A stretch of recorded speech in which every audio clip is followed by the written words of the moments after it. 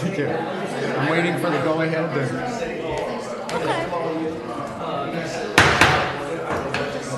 Start with the Pledge of Allegiance, and then we'll start our public hearing. Yeah. Thank you, John. I pledge allegiance to the flag of the United States of America and to the republic for which it stands, one nation, under God, indivisible, with liberty and justice for all. Roll call. Commissioner Hall? Here. Commissioner Morris? Here. Commissioner Glass? Here. Acting Chairman Hewart? Here. Commissioner Putnam? Here. Commissioner Patterson? Here. And Commissioner Phillips. Here. Today we have as absent Chairman Montano. Thank you. Any announcements with staff? No, I do not have any. First item, consent calendar. Would anybody like to make a motion to approve the entire consent calendar or pull anything off? A motion to approve. I second it. Okay. All in favor? Call for a vote. Or you want to, okay. All in favor? Aye. Aye. Opposed? Gotcha. All the way to item number 7, first public hearing. And Amanda, would you like to staff report before we open the public hearing? Certainly. Let me get to that point in my pile of paper here. Okay, our first public hearing this evening is an application for a conditional use permit to conduct transient rental in one of 2 units at 122 Middle Terrace. The owner is John Mello. This is in the medium density zone. This is your typical transient rental application. They have provided a floor plan. The property is a 2-story and it contains 3 bedrooms and 3 bathrooms in the upper unit and a 1-bedroom and 1 bath in the lower unit. And I believe there's floor plans attached for your review. The owner has indicated that the property will be managed by Catalina Island Vacation Rentals. We are recommending that you make the CEQA finding under section 15305 that it is categorically exempt under CEQA. This, as you know, also requires a coastal development permit, and we are recommending that you make the appropriate findings that this is an allowed use in the coastal zone. One of your decisions this evening will be determining whether the project is within the 300-foot appealable zone for the coastal development permit, and based on the map, this property is not within the appealable zone, which means the coastal development permit could not be appealed to the Coastal Commission. We're recommending that you make the appropriate findings and approve the conditional use permit with the normal conditions of occupancy of 2 per bedroom plus 2. It's up to you whether you want to allow them to include an autoette with this property, since it is up on the terraces and not on the flats. And the applicant is in the audience if you have any questions. Any questions for staff before we open the hearing? The Commissioner? It's not just pertaining to this. I just have a general question, but may pertain to other but could pertain here as well. I have been hearing that some transient rentals are giving out taxi permits. Are taxi permits for residents, or are those open to anyone? I think anyone can buy a tax. I think anyone can enter into an agreement with a taxi company and provide taxi vouchers. Taxi vouchers, that's correct. What I believe the books that we sell through the city may have a subsidy with them, and they're. I don't want to speak to that. It is. Thank you, Denise. So the books that the residents in Avalon can buy, those come with a type of subsidy, and those are limited to year-round residents. But I know there are properties that contract separately with the cab company and provide a voucher. Okay. Anything else? open the public hearing. Would anybody like to speak for or against or otherwise? Bob Cranton, 162 Middle Terrace, business owner here in Avalon. I'd like you to deny this CUP because one reason there's right next door to me right now at 130 Middle Terrace, there's a CUP that I've had a lot of problems with over the years. And of course, Catalina Vacation Rentals, you cannot contact them on the weekends, at night. They will not answer your phone calls. So what I have to do is get dressed, go next door, and knock on the door and ask them politely to be quiet. I don't want to call the sheriff's department, it doesn't make much sense, but I need to have my rest in this town, and I'd once again like to have you deny this permit. Thanks. Any questions for me? I would like to, sir, I'm sorry, can I ask him a question? Want to make a comment. I just want to say to you that if you are having problems with a transient rental that is near you, you are welcome to come to City Hall and file a complaint. If there are 3 complaints filed against a transient rental, then they lose their ability to rent. So I want to tell you about that option. It may not solve the problem for you instantly or at the time, but if it is an ongoing problem, then that's my suggestion. That is It an is option ongoing. for you. You know that they rent them out to 6 people, but end up 12, 15, 16 people with a party and such. So That is a that's what violation happens. of a conditional use permit. So they are administered for a certain number of people. So if it's over that or they're causing noise disturbances, that's all in the statutes regarding transient rentals. So you are welcome to come to the city and file a complaint about those issues that you're having. Okay, thank you. Okay. Bob, excuse me, could I confirm what the street number was that you gave? 130 is my 130. neighbor. I'm 162. Okay, thank you. Anyone else? I have a question. Is that all right? No, not yet? Okay. Okay. No one for or against additional? Okay, I'm going to close the public hearing and then we'll open it up for discussion. Can we talk to the owner of the property? Oh. Name and address, please. John Mello, 122 Middle Terrace. I'm on the other side of the rental, and my hearing's not great, so it hasn't, but I haven't been bothered by the people that's close to Bob. I guess we're about the same distance, and I really haven't seen a lot of people there. I know I could have went for 8 people in the one I want. I don't want 8. 6 was the max. I said, that's it. I don't want any more than 6 in it.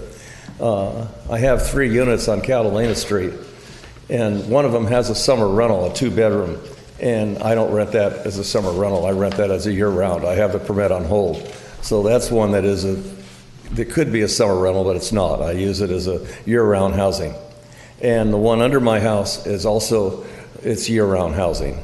So I have 4 units, or 4 units that are year-round housing. So, and I'm just trying to rent it maybe 3 or 4 weeks during the summer, 6 weeks. The rest of the time I'll be there. I'm saving one closet for all my stuff, and I'll be there most of the time. So it's only going to be a few weeks during the year. And the house is in really good shape, so I'm going to be very careful with who I deal with as far as renting it. That if it's not kept up and it's kept to 6 people, then it's not going to work. So that's where I'm at with it. So, okay, thank you, John, I can't ask, can I? Yes, you can. Would you be willing to get taxi tickets and lose the golf cart? I bought a golf cart, for the people because I might have been quoted wrong, but I heard if you were on Middle Terrace or on the terraces, they were okay as far as the golf cart goes. I want to ask about that. I sold my truck. I had I didn't sell it. I put the permit on hold. I had a overlength Ford truck that I was using for fishing. I don't need it anymore, so I put the permit on hold on that. So I've actually cut back quite a bit because I just don't need the truck. I might need a car again, but I don't think so. I believe what Janie's asking is, historically, we have restricted autoettes being included with a rental on the flats. because we felt like in the flats it was conducive to people walking and getting to the store. For those on the terraces or on the hillsides, the Planning Commission, it's kind of up to your discretion if you choose to allow him to include a golf cart with the rental. Okay.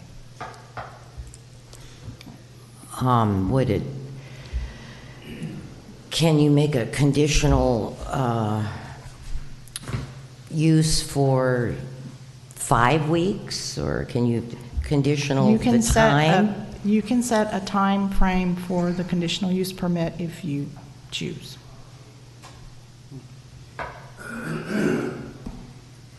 And do you want to be clear about, since that's coming up, how long did you plan, or how long would you like to rent it out? Did you say for 2 How months? often would I like to rent it out? I wouldn't think more than, well, I still want to be here in the summer too, so I can't, honestly, I can't say that, but I don't think it would be more than 4 or 5 weeks, you know? And it's just that tax-wise and stuff like that now, it's just kind of put a little bit of a burden on me, and it would be, if I could get that amount of money out of it, it would help to pay the taxes and everything on it. And but I still plan on being here year round. You know, I'm not leaving, and I'm setting the house up that way where, you know, different closets I can lock and keep my stuff in and stuff. So I'm just trying this to see if it works. Yeah. And John, do you currently have a tenant downstairs? I what? Do you currently have a tenant in the downstairs? Yes, I do. Okay. Yes, I do. Yeah. And Okay.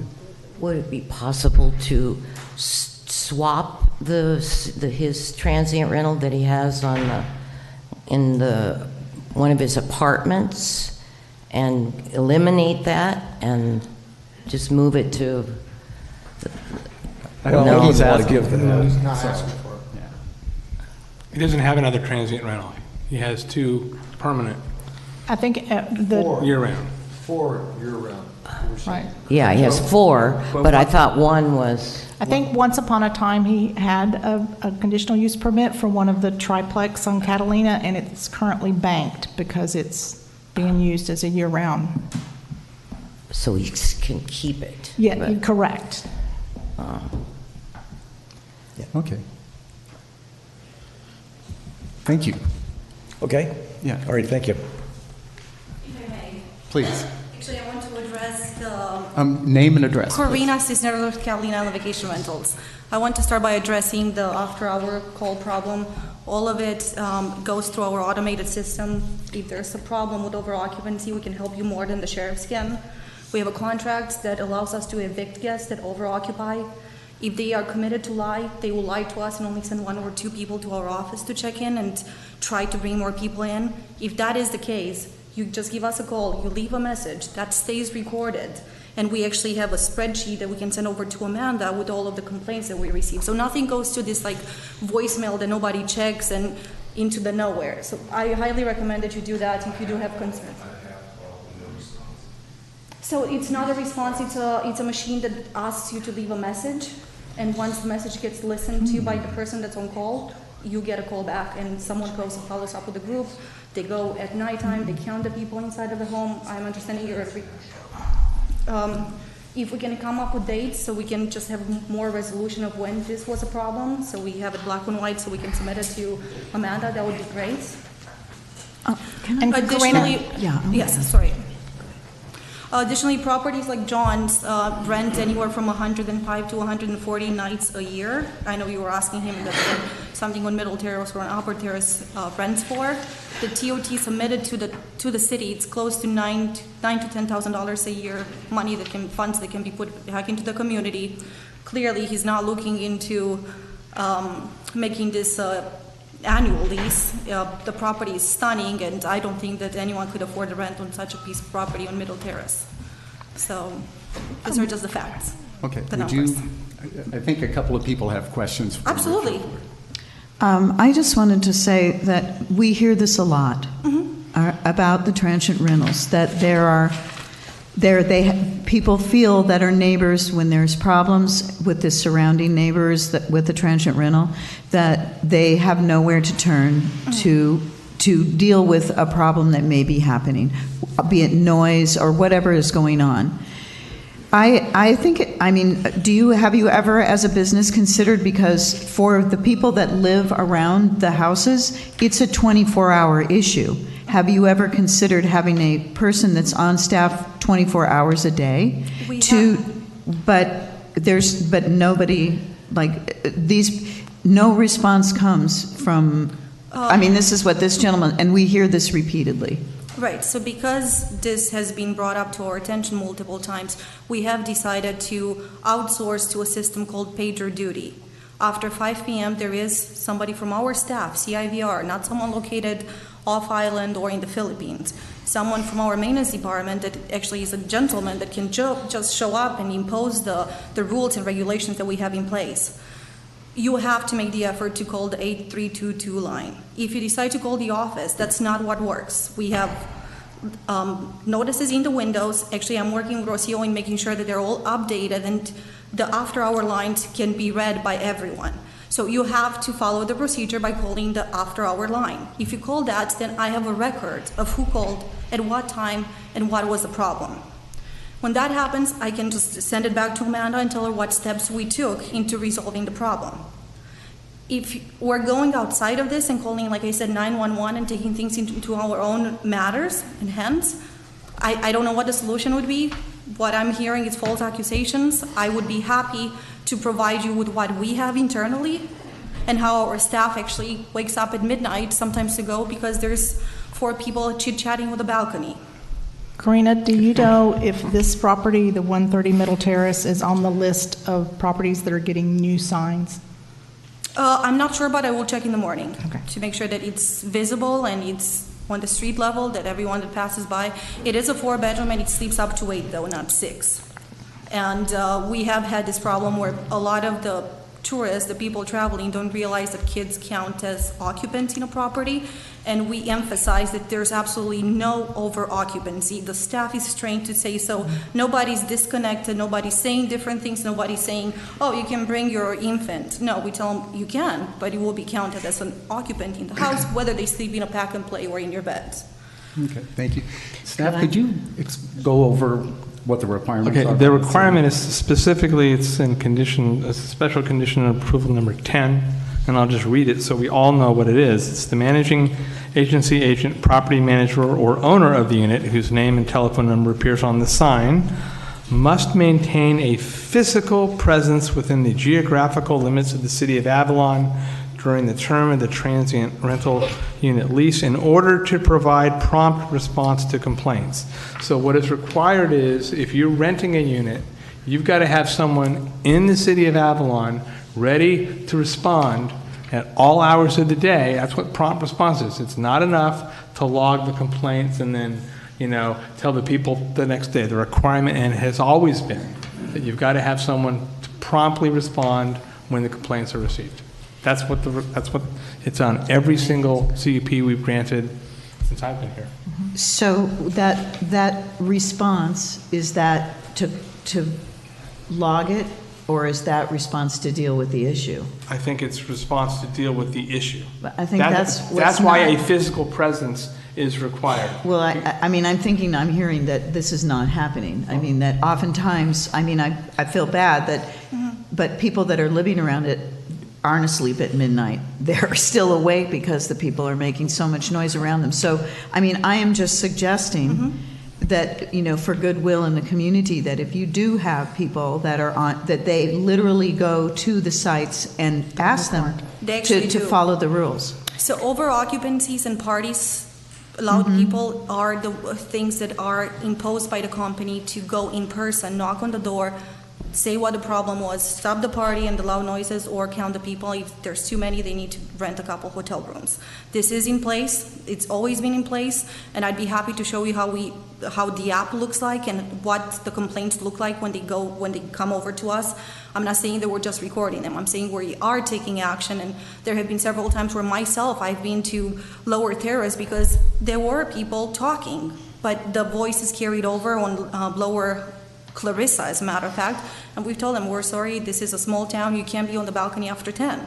So nobody's just saying, oh, thanks for the call, we'll deal with them in the morning. No, they get paid, and I can show you payroll of how people actually get paid to even get this phone at home, because it can be an annoyance sometimes. However, it's not, because everyone gets paid accordingly, and they answer the phone even if it's 2 a.m. And there have been many situations where one of our representatives drove as far as Hamilton Cove to stop a party.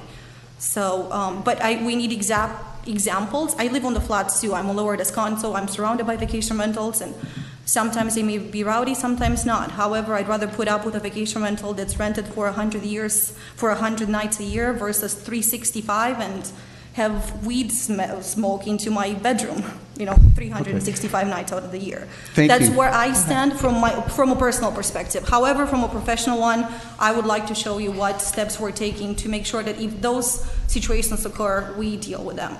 Any additional questions? Yeah. Just to be real clear then, when somebody calls you after hours on that after hours number, it goes to a machine that you monitor? It doesn't go to somebody? It used to be that it went to whoever was on for that night to take the calls. But you're saying it goes to a machine first, and then you may call somebody out? Some of these things happen. I mean, next door to me, people are breaking furniture up and, breaking glass, breaking line. You don't really need to refer it down the line. Somebody needs to show up. I think you're distorting my words a little bit. That's not No, what I I'm just stated. asking, so what, could you explain? So step one, it goes to machine. And then I just the person wanted to that's hear. on call responds to it. If somehow that person missed the call, we'll go to the second person that's on the list for the night. So this is in an effort to make sure that there's no calls going unanswered. This is in an effort to make sure that... But it's the response time that's critical usually. The response time will be no longer than 30 minutes, which I think it's... 30 minutes is a long time in the Karina? middle of the night. If there's a fire, maybe, and then you should call 911. But Well, I if understand someone's that. I'm having a talking conversation on a partying, balcony, doing drugs, falling off of balconies, that kind of thing. Ladies, That may happens. I ask a question? Yes.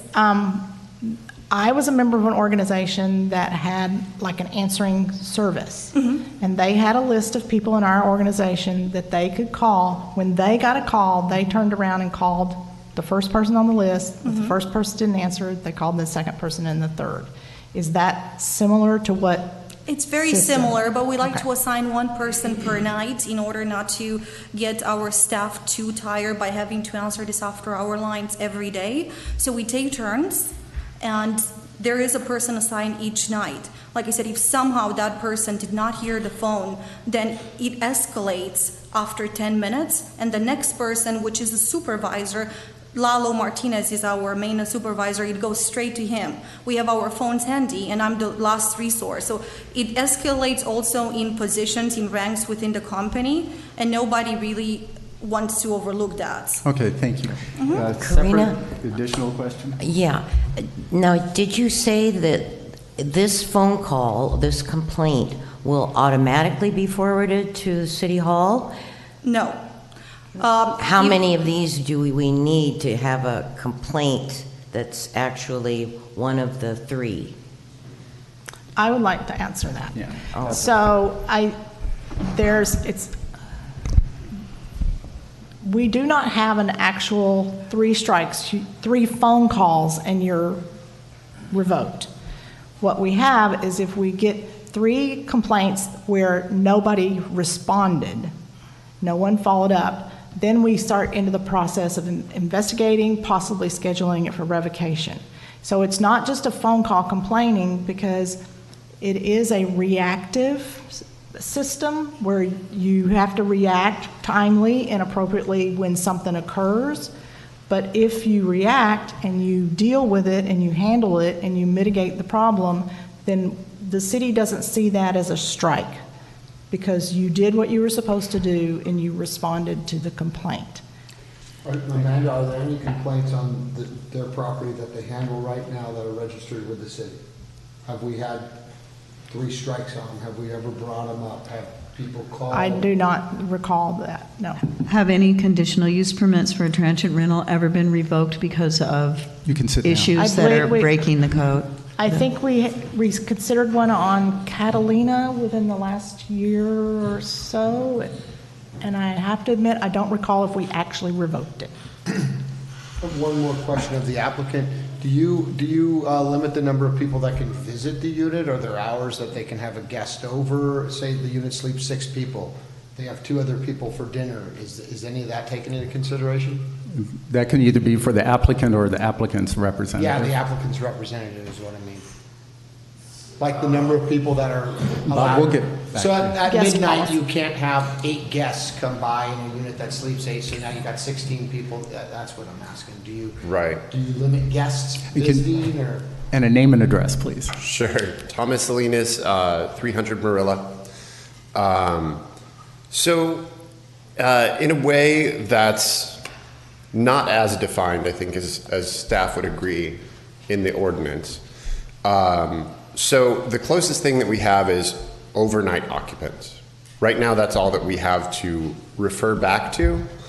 So once, the way that we treat it contractually and in terms of responding would be that if there is someone past that curfew at the property, they are occupants.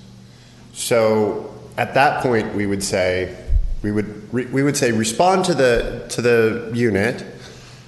You know, either present for them to show us that there are only this number of people, or walk in and figure it out ourselves, and then say it's too late for company. They need to go, or you all do, and there are stiff financial repercussions for that.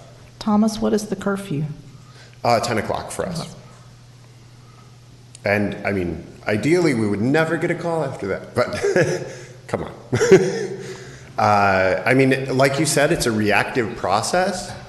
Anything that we can do, Karina and I can set up all of this to go to the city as soon as we get those calls, just so you have a log of what we received and the nature or the manner in which we responded.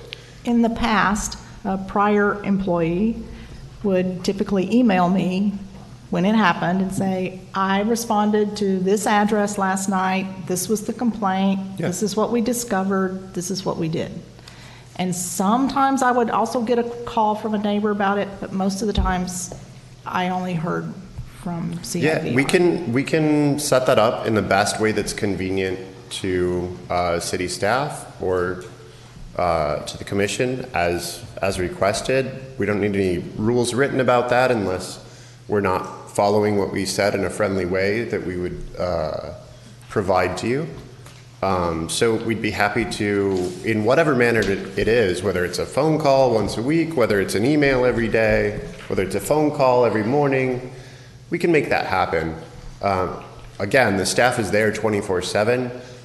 We'd rather not wake you up as well, or call the police who should be dealing with a little bit more emergencies of a little bit higher severity. So we would wait until the next morning to give you the brief or the rundown of how that response was taken care of. Does that? Thank you. So, I mean, I think that's a really good suggestion that Amanda was saying, that the communication, I mean, we feel the disgruntled citizens that, and I think as just a matter of goodwill, that to be a little tighter about if there's certain hot spots that, because it seems to me that's what I hear. It's certain spots that are just, it's hard for the people that live around them, and they just brace themselves for what's to come. So I'm just saying maybe that little better communication as far as people that did contact you and how you dealt with it, to just shoot an email off to Amanda to let her know. So if I might, applying the experience that I have from other cities, the best way to affect a system like that actually starts a couple of steps ago. which is kind of where we're remiss, and we could use assistance from either staff or the council or the commission as well, would be just educating people on that phone number and making sure that they understand that after hours line will be called. But we can't reach, even by putting a sign on the building, doesn't always ensure that neighbor who is going to have the problem, going to be woken up or not able to sleep at night because of whatever's going on, they know that they have the right resources. So as long as that is something that you can help us communicate when you guys receive the call or you guys receive the anecdotal evidence, if I can provide you just a section of cards and you just said, hey, here's a number and it has, the biggest 3 vacation rental companies on it. These are their after hours lines. If you call that and you don't get a response and Amanda doesn't get a report about it, I'm calling one of them. I'm going to talk to them. I want to stop ahead, that. stop, yeah. We're kind of going a little off topic. Sure. I was just trying to answer And the question. I think I saw one more person who wants to speak again. And anybody else? Thank you. Actually, Bob, could you name and address again? And Bob Cranton, 162 Middle Terrace. I have a picture with also a date stamp on it of one incident that I called in about. I have a balcony here with about 8 people on it, which is right adjacent to my bedroom, and the house had at least another 5 or 6 people inside of it. If you needed a date stamp to check that, it's right here. Can you email that I can. to me? I'd be happy to. So for what time was that? Let's get a detail. Or was it before or after 10, I guess? This is date actually, June 2nd, 2018. It's a Saturday at 6:16. Okay, thank you. So if the commission, if we could just run, we have a single application here, we've got 4 others, and we also have a discussion at the end of this meeting about CUPs and some of the more general concepts about what we want to do. I think we can hold off until the end, but I think it's appropriate to focus on each individual application that's coming for you, the complaints or concerns or support from neighbors, and the statements made by the individual proposing it. So here we have one neighbor complaining, and we have the owner that's saying, I'll limit it to 5 weeks a year. And you could fashion it that given concerns about noise expressed by the neighbors, that one of the conditions is you're limiting this to 5 weeks per year. Okay, does anybody want to speak that hasn't spoke on this application? Can you keep it 1 minute or less? John Mello, 122 Middle Terrace. Also up on Middle Terrace, I don't have anyone on either side. On either side of me is they just come over on weekends once in a while. And I counted the houses. I think we have 10 houses on Middle Terrace that are just weekends and different times during the summer, not full occupancy. And we have 2 summer rentals, and we have 2 summer rentals. And that's it, and so it's in the medium zone, so it's not really impacted, I don't think, much at all. There's no one below me, and like I say, on either side of me, they haven't been. I think Frank was here last weekend. He hasn't been here in a few months, and the people on the other side, they haven't been here since summer. So it's really not that noisy. Actually, it's not noisy at all. So Okay, thank you. thank you. Okay, I'm going to close the public hearing and open it up with discussion. You can either start with a motion, see if it gets a second, and then that will focus the discussion, or we could just have a general discussion to start with. I'd make a motion to approve and not put a number of 5 weeks on it or whatever it is, and treat them the same way we've treated everyone else who's gotten a CUP here. Okay, so a motion without any special conditions. Without any special conditions, as we approve all the rest of them. Bart, can you specify the vehicle condition? The vehicle, I would say yes. If we've allowed them to other owners that live up there, the vehicle would be allowed as well. That would be my motion. I don't see any sense, we just keep splitting hairs, and until we've changed the ordinance, we ought to treat everyone the exact same. I would second it. Okay, first and second, so discussion 4. It- Let's start with discussion 4, and then we'll do discussion again. I think this guy, I mean, he's got 4 year-round rentals. One thing I'm always hearing about CUPs is he's providing 4 housing units for families in this town. He has one he's not using, which is obviously his primary residence, which he obviously wants taken well care of. He has a tenant downstairs. It would behoove him to make sure that the tenant's not upset by the people that are upstairs. So I think this kind of helps monitor itself, you know. If you lose your tenant downstairs, I would assume you'd be pissed. You know, I'm said if you lost your tenant downstairs because the people upstairs were making so much noise, you'd probably be upset with your management company and you'd try to straighten that out. Is upset the same as pissed? Pissed. I'm just trying to clarify your motion here, your comment here. But here in the US. Okay, anybody else for? Industry term. Could that, Discussion opposed? Or? Can I just have ask- a problem with adding another golf cart to our mix. I mean, I would just as soon that we switch to taxi tickets, and just because the golf carts are loud, they'll be on the street. They're just another addition to our traffic issues. So if he would consider taking the golf cart off. And I would just clarify that we're not adding a golf cart. We're allowing him to Same use the golf cart that is every day there. down himself. So No, every day he sits drives in there- his car, She his Scion, or his scooter. He got The rid golf of, cart is extra. right, he got rid of the truck.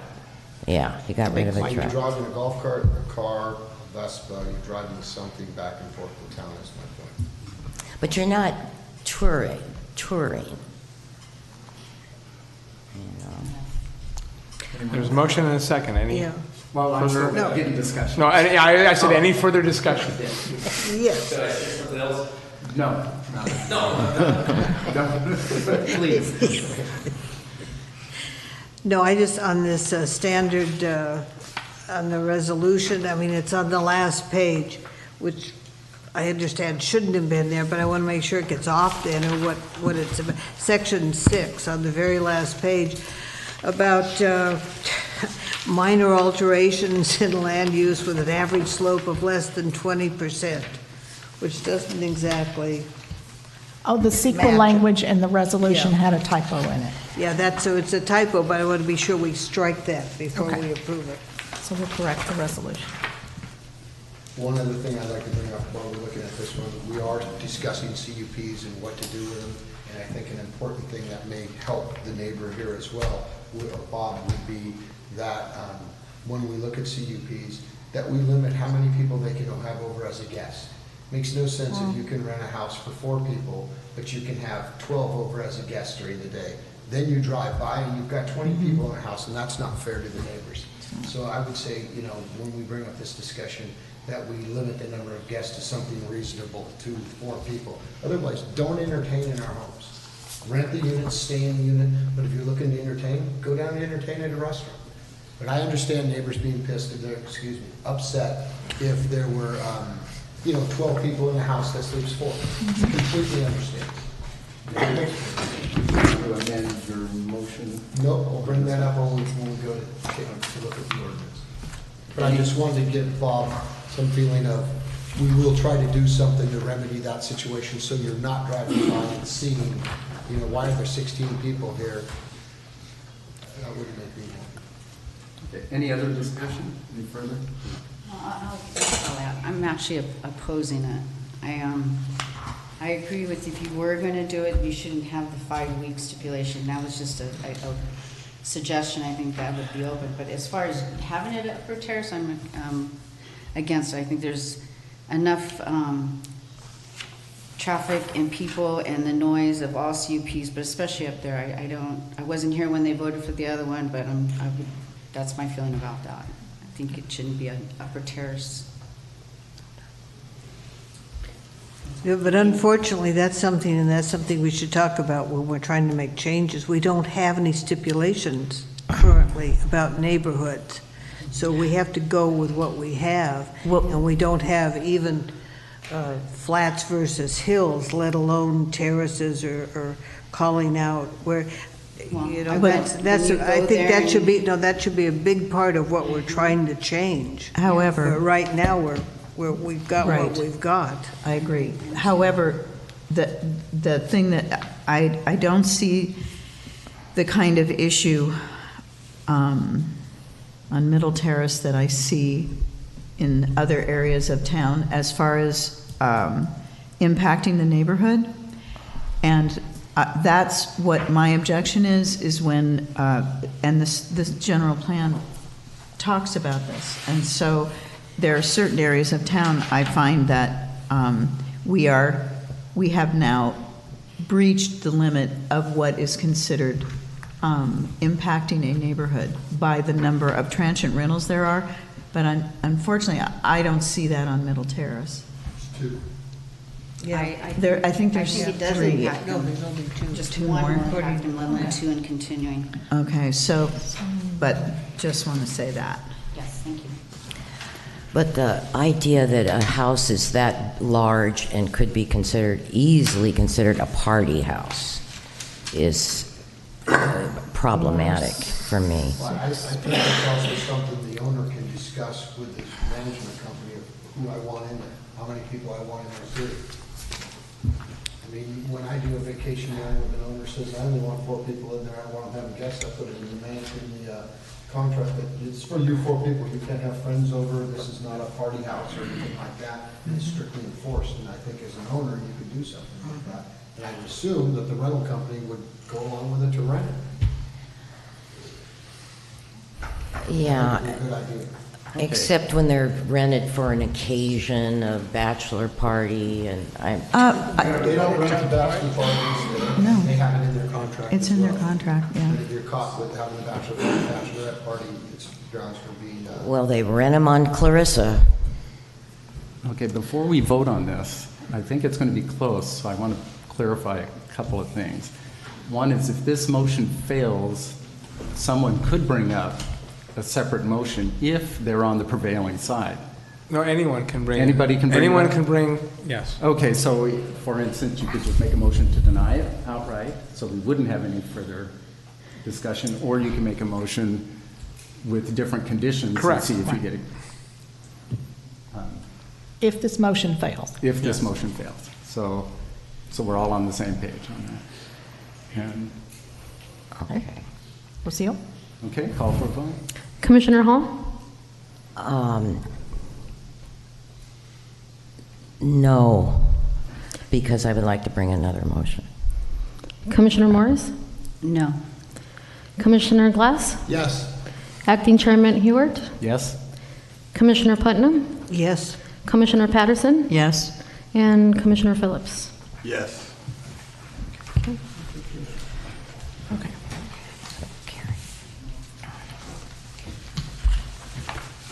Thank you, that's it. That's it. Thank you. The resolution.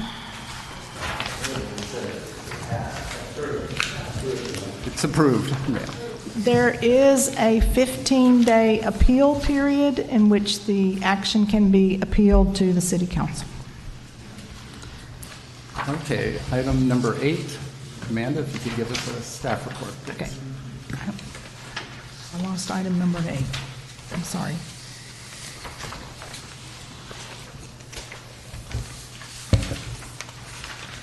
My apologies. My desk is a mess, as usual. Thank you, sir.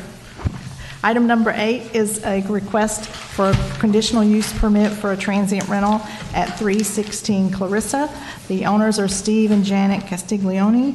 It is in the high-density residential zone. Again, we're recommending the correct findings for the coastal development permit. This property is also not within the 300-foot appealable zone. The property manager will be listed as Catalina Island Vacation Rentals. We are recommending that you find this categorically exempt under CEQA Section 15305. This is a request.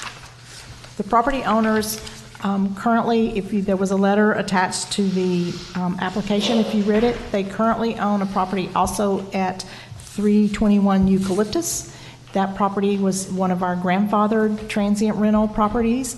They came in November and got permission to demo and rebuild that property, and they're planning on using that as their primary vacation home, and that's why they're now requesting the transient rental for their other property, which is the Clarissa property. And the applicant's representatives are here.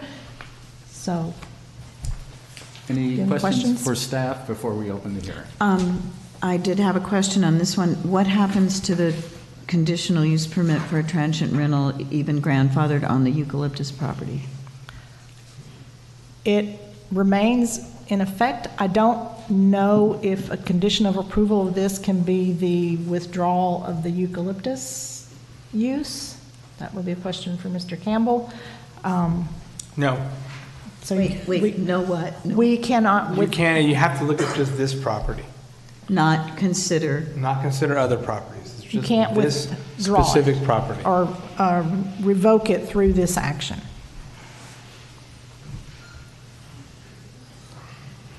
Any other questions for staff? Open the public hearing? Sorry. Go ahead. Reaction. Sorry. So he will have 2 transient rentals? Essentially, yes. Okay. Okay. Who would like to speak on this, please? So name and address to start. Hi, I'm Gerald Motter. I live at 320 Clarissa Avenue. I'm neighbors with the 316 Clarissa Avenue address, and I just want to go on record saying I have no objections to the permit being issued. We are full-time residents here on the island. Thank you. Thank you.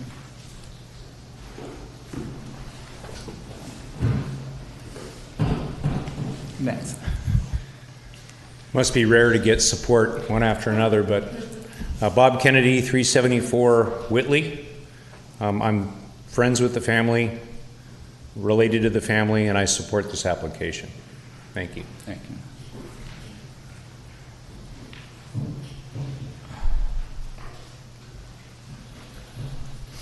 Anyone else? Would the applicant like to? No? I don't see anybody else. Close the hearing. So, general discussion or a motion to start the discussion? Well, as you know, I feel like Clarissa has been impacted by transient rentals, that there's too many, and it has affected the quality of the neighborhood and the quality of life for residents on that street. And I don't support another transient rental on Clarissa. Especially, I mean, that front part is pretty much nobody. The front street and back 2 blocks is pretty much hopeless, but I think it's against what our general plan says. I agree with that argument completely, and I think that we will go further after the meeting and discuss the saturation, but this is saturation of a neighborhood where it's getting to be almost close to 40% transient. There is nobody out there trick-or-treating for Halloween because the street is empty in the winter and dark, and I just personally like neighbors that I know and who are year-round and not. It's surpassed 50%. At this point, so. Okay, so there you have it. I'm looking at the same map, and on the street, on the 300 block, I'm counting 41 units, and that's not counting any as duplexes and triplexes, because there are some on that street. Mm-hmm. This would make of what's right there, just on that block, 10, you'd make 11 transient rentals out of 41 units right there. It's 25%, it's not 41. I'm taking the whole block. I'm taking Yeah. the whole block. No, that is the whole block. Well, then some, because if No, you if you walk take the that whole- block if you take and the look at whole- the signs. Well, I'm looking at I it don't also know. as, The- the both two of them neighbors to show. one side of them are transient rentals. Yeah. There's one house and then there's another transient rental there. We have one of their direct neighbors right here saying he doesn't have a problem with it, and I haven't seen anyone else. I see it as a neighborhood issue. I don't see it as a single person speaking for or against it. I see it as impacting the neighborhood and impacting the residents of Avalon, so in a negative way. Well, I would make a motion to approve it, and the reason being is, as far as what we have determined as saturation at this point, it has not been said that it is oversaturated, other than But general by the plan, commissioners that are here, and until we change it, general plan supersedes saturation. Before we debate it any further, do we have a second? Yeah. I'll second it just to keep the conversation going. Great. I have one question on the, it's called out as a 4-bedroom and a 3-bedroom. And it's called out a 4-bedroom on the staff report. On their application, they've called it out as 3. And if you look at the plan, you can't quite tell because things are crossed out. So I'd like to, I guess nobody's here who can tell they're us here. that. Okay. Yeah, please. And name and address? My name is Steve Castiglione. It's 316 Clarissa.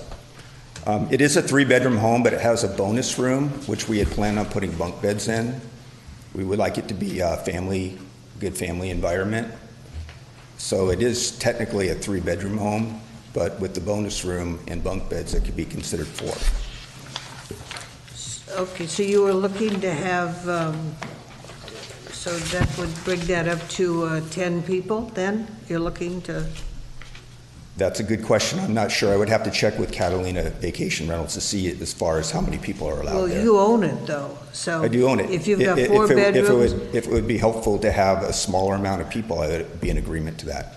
but I mean, that's, so that would just say. So if we had, if you have children compared to adults, there's a difference. But So they get, no, not according to what we're dealing with. The maximum allowed is 10. Yeah, It's- even it's- infants count as full-size Although people. if it's your current room right now, and you only have 3 bedrooms right now, then would be the 6 plus 2 is 8. We don't take into account what you're going to do in the future by converting a room to a bedroom. So the maximum right Yeah. now allowed under the code and policy is 8. Including kids. Okay. what's the square footage of your home? Do you know? Well, we've got the, it's, That's 1,600. Up 1,500?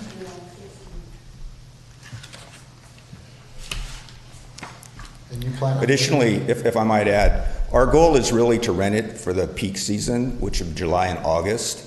We have a lot of family, friends, business associates that like to use the home during the other parts of the year. Are you going to take the TV that's been sitting out on the front yard for quite a long time? Are you going to remove that and maybe try a little gardening or improve the property somewhat? Yes, my cousin actually lives here as well. He's been here for 25 years, and we have some quite a bit of remodeling that we're doing with new flooring and a variety of different things. That TV, by the way, no defense, but that TV was put out there with a free sign on it. And normally when we do that, it's almost a brand new TV. People pick it up right away. But they don't work with the new cable system. In this particular case, the sign blew off.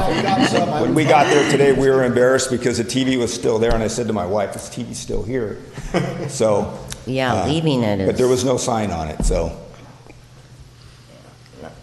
can I just make one more comment? A comment or a question for, yeah. A comment. Thank you. You can say. I'm sorry, No, not we a can question, a discuss as comment. much. Only because I think because we're discussing changes tonight, we're really nitpicking some of these things. But when you go by what saturation is, it's supposed to be somebody with an adjacent property, not up and down. I mean, this is the current to do. So and I know now we're starting, I think, because we're all 2 blocks looking away. forward to the discussion later tonight, but if you look up the definitions as we're faced with them now, it's supposed to have an adjacent property line. But that And was just one of the several issues. Janny, I'm just calling that out to say that, you know, we are looking at these things, I think, which I think is great, that we're looking at them closer, but that's what we're going to discuss later and make some changes if we want to, but tonight, right now, before we do anything else, we're going by the existing. I just want to, But that's where because we seem to be nitpicking a lot, and that's fine. It's not But a right now, we're saturation issue. operating. So technically, it's not a Yeah, saturation because issue. it doesn't We have- can't, it can be a quality of life I'd like to issue, see, I'd like but not a to see things saturation. change, but it's not what we're dealing with as we However, now. it also can be not, as far as that's what we're discussing tonight. But right now, I'm considering neighborhood and quality of life, and I can't vote on it. On Clarissa, I think it's, Yeah. it's wow. But We can go by that, but At not by this point- saturation only. No, Yes, Yeah, exactly. maybe. I agree. You can go by I that. completely agree. But they're ticking off certain things, but Anything else? Yeah, I understood the author of the code to say to you when we had that joint meeting that saturation was not the only reason you could vote no on something. Correct, it's just a Yeah. factor. There's Yeah, a a whole bunch, factor, I mean, there's uh, like 2 pages in your municipal Yeah, code yeah. about things, and saturation is one factor, and it's not determinative. It's just that you must consider it if a CUP results in a majority of the homes, of the properties adjacent to that property being CUP for transient occupancies. So the object would to be not get to saturation. Once you're there, you're Hamilton Cove. Lucky you. Anything else? Okay, I'll call for a vote. Commissioner Hall? Can I hear the motion again clearly? Yeah, Thank you. I made a motion that we approve the conditional use for permit for this unit as proposed by staff. I have one addition to your motion, if you will, that you make the finding to adopt the categorical exemption, and you make the finding that it is not within the 300 feet of the coastal appeal zone. If you can So amend that to your included- motion. So included in my motion. Thank And you. your second? You're okay with that? yeah. Okay, thank you. Okay. Commissioner Hall? No. Commissioner Morris? Yes. Commissioner Glass? Yes. Acting Chairman Hewitt? Yes? Commissioner Putnam? Yes, Commissioner Patterson? No. Commissioner Phillips? No. Motion carries. 4-3.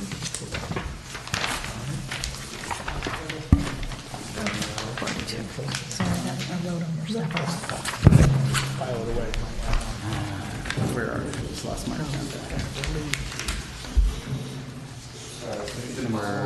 Number For me to comment on that? No, it's closed.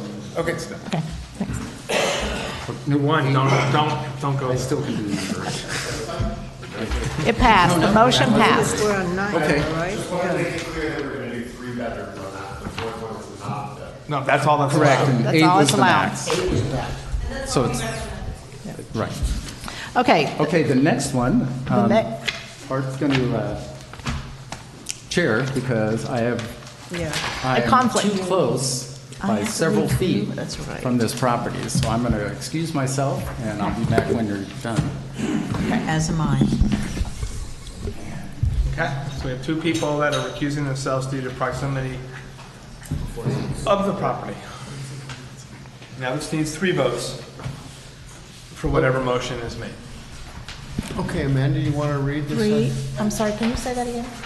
It needs 3 affirmative votes for whatever motion is made for it to carry. Oh, because there's 5 of us, I'm sorry, thank you. Yeah. Yes, sir, I'm sorry. So number 9 on the agenda, you want to read? Yes, sir. This is a public hearing for a conditional use permit for transient rental to allow the renting of one unit within a duplex at 310 East Whitley.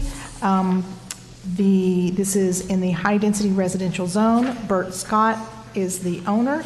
We are making the recommendation that you make the positive findings and grant the coastal development permit. We are recommending that you make the finding that it is categorically exempt under CEQA. My apologies. And that the occupancy be limited to 2 per bedrooms plus 2, and make the determination on whether or not you want to allow a vehicle with the property.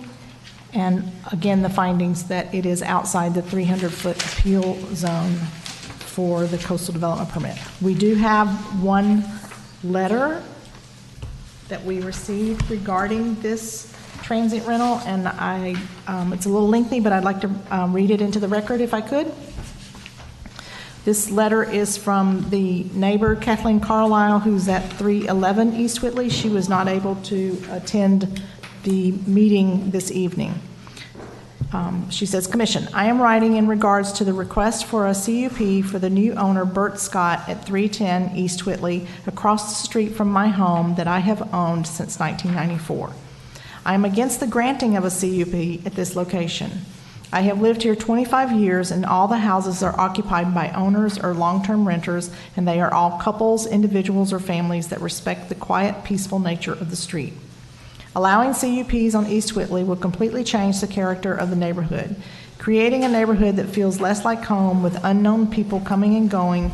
My front living room and dining room are directly above 310 East Whitley, so any sound, noise, comings and goings at that property directly impact my property and peace. Having it occupied by 2 different entities with the new owner has already made the neighborhood louder. They are outside in the driveway doing stuff a lot. There is a tenant. They have a dog that barks and whines a lot. All things that are different from the tenant that I knew for years, Helen and her daughter and granddaughters Sharon and the girls.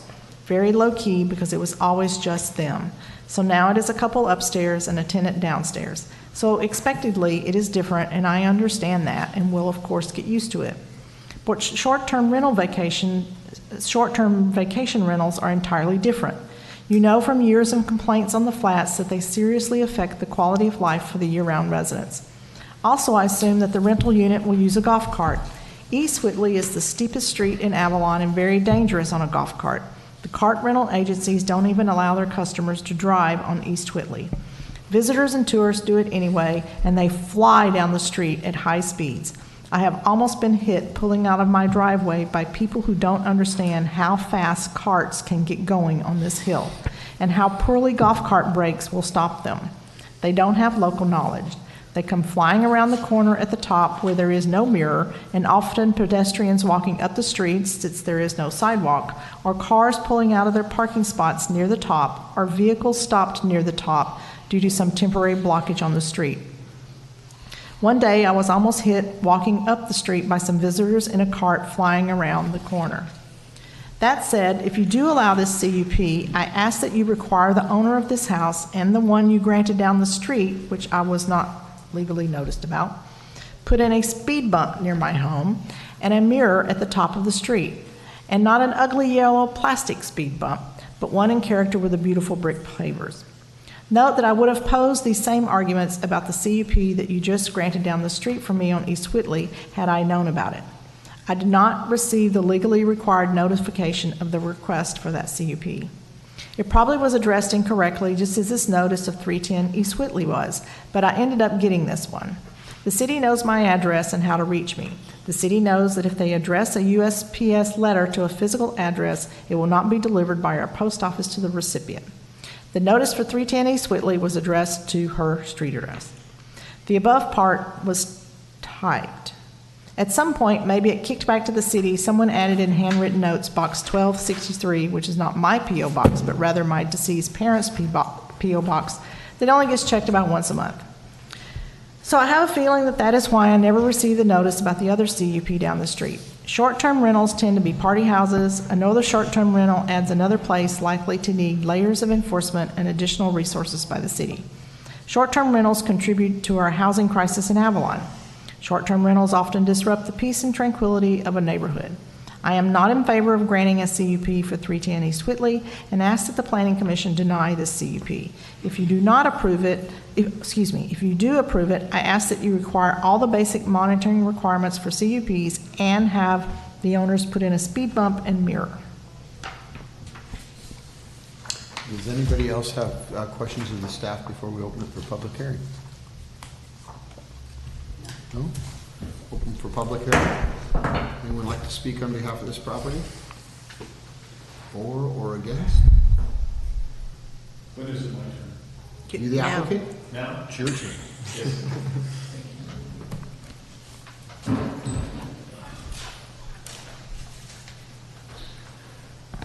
It's nice to be home. I've been gone for 53 years. I thank the Commission for the opportunity to speak. Appreciate that very much. Within the 2 days of occupying the home, after closing, we moved here, my family and I, my wife and I.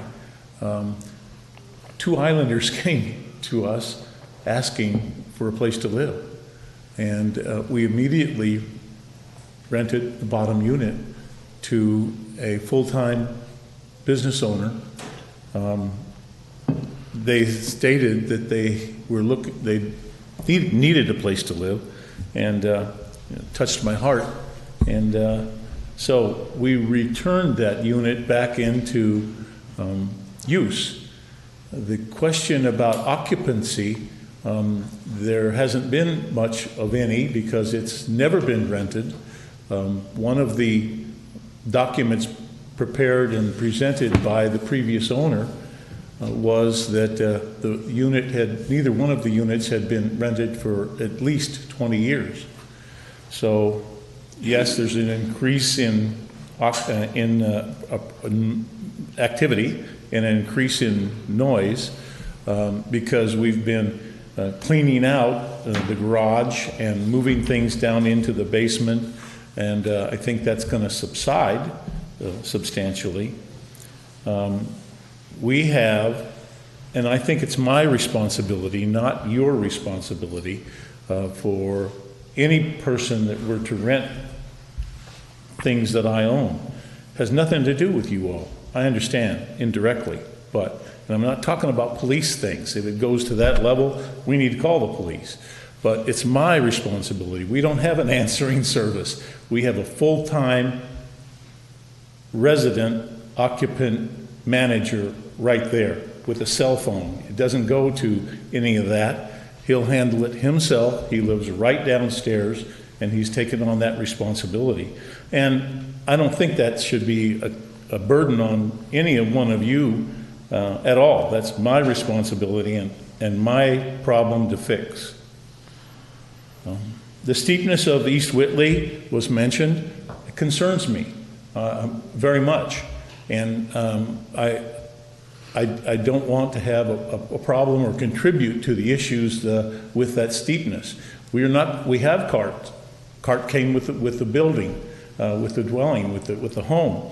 But we're not going to let our transient folks use it. I'll provide taxi vouchers for any transient folks, and I'd be happy to do that just because I don't know the level of competency. Carts are iffy at best, and it'll be 40 years before I can get a real car, and so I'm not sure I'm going to make it.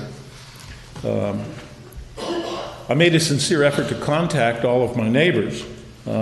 It's not an easy task with condos in back of me because every time I went there was nobody at home. And even though I live right next door, I did contact everyone who was at home, and I had no negative comments until just before the meeting. This letter was delivered to me, but I contacted Donald and Carmen and Kelly and Scott and Bea and Lynn, and there were no negative comments from anybody at all. So, for your information. The previous owners, I told you that already. Saturation issue. I don't believe that's an issue at all. There is no CUP anywhere close to my home. There is one up around the corner, kind of almost on another street that they call East Whitley, but there's only one other to my knowledge. So I think saturation isn't a concern. I've got a full garage. The garage is 12 foot wide, 8 foot high, and 30 foot long. And so I can put 3 carts in there if I choose to do so. So that would keep those things out of the way. And that's what I'll do when I'm not here. We'll just put it in the garage and lock it up, or both of them in the garage and lock it up. The driveway is 14 foot wide by 53 foot long to facilitate any off-street parking that might be required and allow access and egress for taxis or whatever. I would really appreciate the due diligence of several of the committee members that came by, the Planning Commission members, and came by the home to inspect and make sure that what they were reading about was what they were seeing and what they knew. And I appreciate the professionalism that I've experienced since being here of the entire staff at the City Hall. They've been nothing but helpful and professional. And I'd be happy to answer any questions that you have.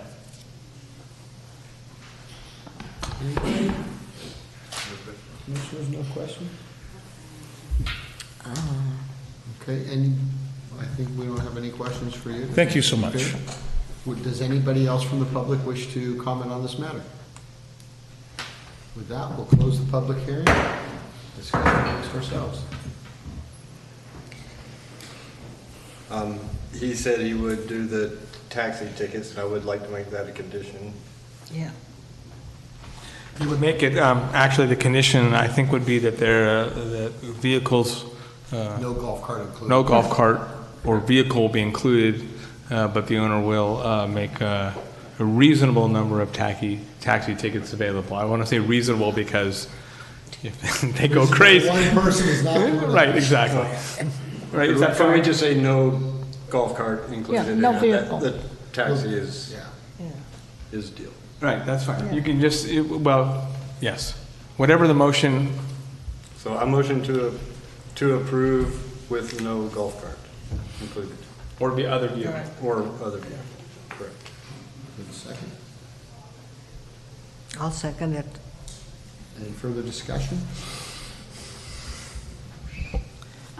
I would like to discuss it a little bit. I did talk to your neighbors just yesterday and today. One was on your list that you spoke to. They are opposed to it being there, and I did go visit it, and I see where it's at. I can't imagine having visitors coming up and down the street. The voucher issue, it sounds nice. I see them they're gonna be taking care of themselves. I don't see them contacting you. They're gonna be walking up and down that street, East Whitley. There are a lot of golf carts that do come down already. I just think adding another, I just don't understand how you can add a CUP on East Whitley. I was not here last month when they voted for the previous one. I think it's a very private street, and I am against having a rental up there. Well, unfortunately, we opened the door by the one across the street, and frankly, the one up on above, which is technically Las Lomas, but I didn't think we should have that one but that door was opened with that one first, and then with the one across the street. But there again, see, if we change things, we could say we don't want it in, we could take that area out, but we're not there. So we're kind of, but look, he's given the town a rental. I know the people who own that house. I think you did. So it was never rented. And as far as Kathleen's letter, they didn't live here. They never lived here full time since Sharon got out of school. She has never lived here. So, yeah, of course it was quiet, but as far as view goes, it's down lower. I mean, it could be up. It is, basically lower. It's not, impacting views. And obviously, he's aware of the traffic issues and golf carts and so forth. But I mean, people have been known to walk up and down East Whitley, period, so. Well, for those of you that don't know, let me help out a little bit. At the top of East Whitley, it says no rental carts, and there are 3 signs or so. So I don't see this increasing the traffic any, because we're not going to allow any golf carts. If there are taxis going back and forth, I don't know how often somebody wants to go down to the beach and whatever, but that's what I see, or maybe go to dinner. And we were returning 2 units back into the mainstream because nobody has ever used those units at all, except for occasionally when someone would come over from the mainland and contributes to a little bit of noise. But I think that's going to go on the downside, and I don't think that I can't control the speed on the street and the speed bumps and things. I think that's a bridge too far. Thank you. Yes, sir. We closed the public hearing, so I assume we are done hearing from the public. Is there any more comments from? Oh, I just want to add that the people on East Whitley are already dealing with the noise from the museum, and then if you start bringing in people that are coming and going, even if he tries to control it, they're still going to come and do it whenever they want at night. You're going to hear to them. If they step outside and they have a barbecue and talk, that's why they're there, that sound's going to come everywhere else. And so saying thank you, Commissioner, because I wanted to just make certain that, because we don't yet have the saturation criteria yet, that we need to be consistent in terms of either if it's oversaturation or unsaturated. We need to be consistent, and we're looking at the specific property, and so at least you clarified on the record why you would be opposed to this. It's not based on saturation, it's based on quality of life. Okay, got it. Thank you. But on the other hand, I believe that the family intends to be here part of the year, and much like John Mello, that they're going to rent it. Well, I live near enough CUPs to know that that doesn't always. Well, listen, I'm surrounded by CUPs. I know what it means, East but. Whitley, I think, should not have some. But it's okay, but we don't have that going now, but I don't think they want to rent it as a Clarissa. CUP year-round. I didn't get all of that. I'm sorry.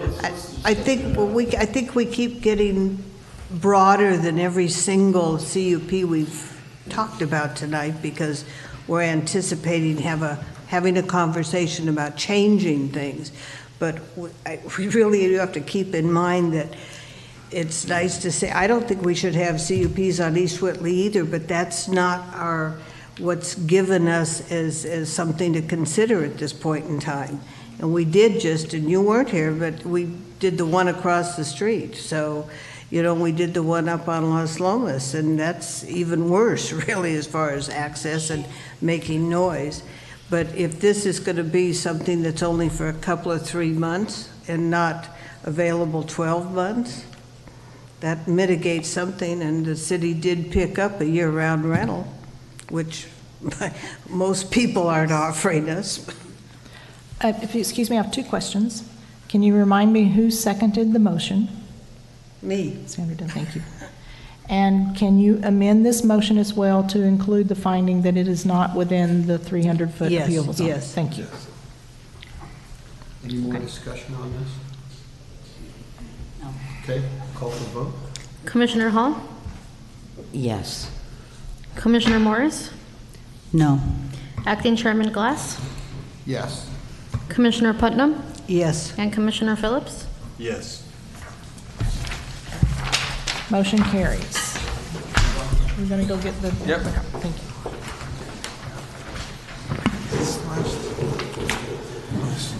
This is that one. Okay. Thomas, can we chat maybe tomorrow? Okay. Yeah. Yeah, I'll come.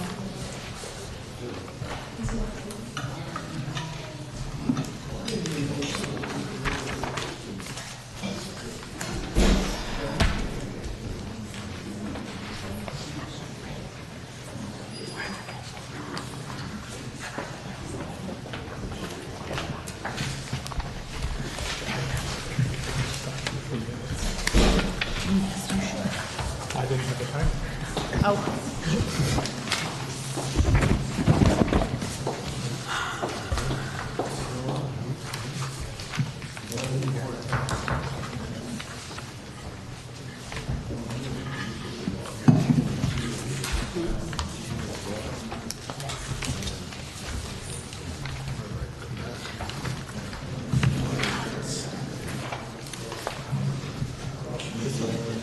This one is not on the agenda.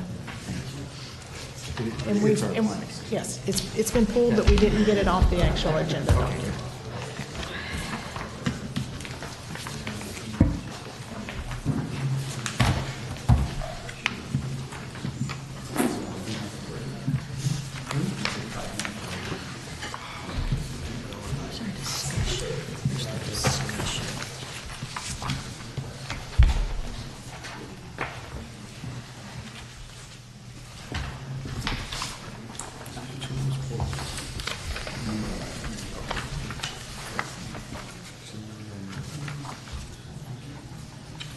Okay, Amanda?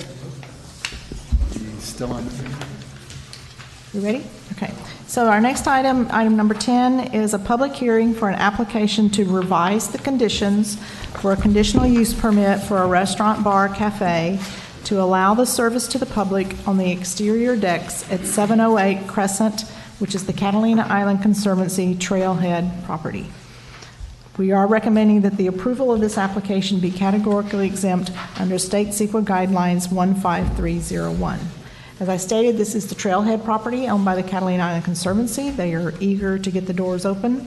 This is in the commercial zone. The history of this application is, if you'll recall, in 2014, the Conservancy came to the Planning Commission and got approvals for the facility, and there was some questions at that time as exactly what the scope of the restaurant, bar, cafe was going to be. When it came time for them near to open, they realized that their original application, the restaurant service, did not clarify that they wanted to be able to extend that service either for the restaurant or for special events to the two exterior decks. There is a diagram in your packet. The deck, if you've been to the property, is the smaller deck on the front of the second story, and then there's a roof deck that comprises probably about a third of the top story of the structure. We are recommending that you can make the positive findings to make this modification to their conditional use permit, and they have offered to place 2 restrictions on the use of the decks, which would be a 9 p.m. curfew and no amplified music on the roof deck.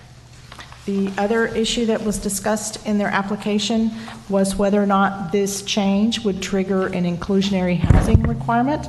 They provided the staffing that they proposed for the property.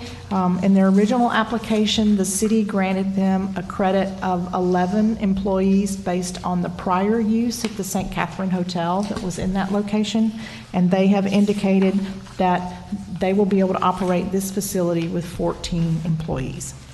So we're recommending that you adopt the resolution adopting the categorical exemption, that you make the appropriate findings and grant the modification to their conditional use permit with those 2 restrictions, the 9 p.m. curfew and the no amplified music on the roof, and that you grant the application. We have received 1 letter in opposition by a next-door neighbor, and since we just received that today, I'd like to read this into the record. This is to the commission from Frank and Anita Vijak and their family. They're at 724 Crescent, which is the multi-unit residential structure that is directly behind the trailhead on Crescent.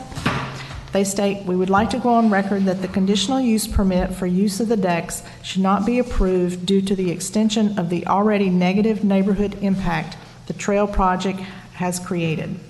In the unfortunate event you approve this permit, we are requesting the following conditions be applied in writing to the Trailhead conditional use permit for restaurant, bar, cafe. No umbrellas, tents, tarps, or covering of any kind to be used in the described areas, as usage of these would exceed the height limitation. We're requesting strict adherence to noise abatement laws and ordinances, and strict adherence to capacity maximums and liquor service regulations.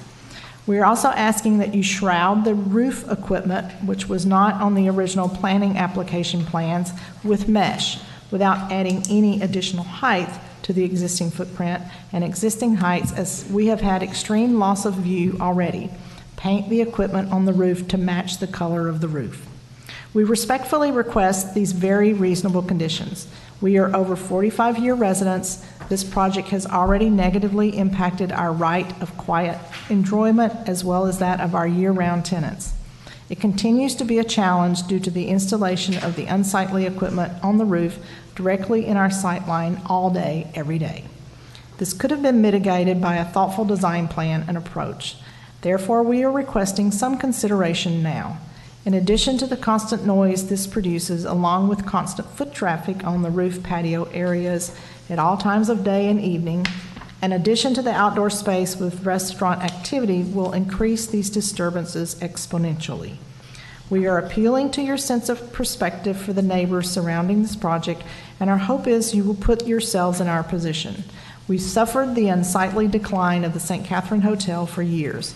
We lived through the start and stop of construction for months and are trying to cope with the end result. We appreciate the self-imposition of the 9 p.m. curfew and the restriction on the amplified music. We look forward to your consideration on this matter, and we thank you in advance, the Vijak family.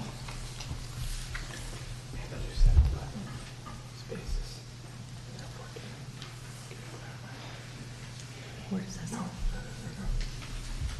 What is it?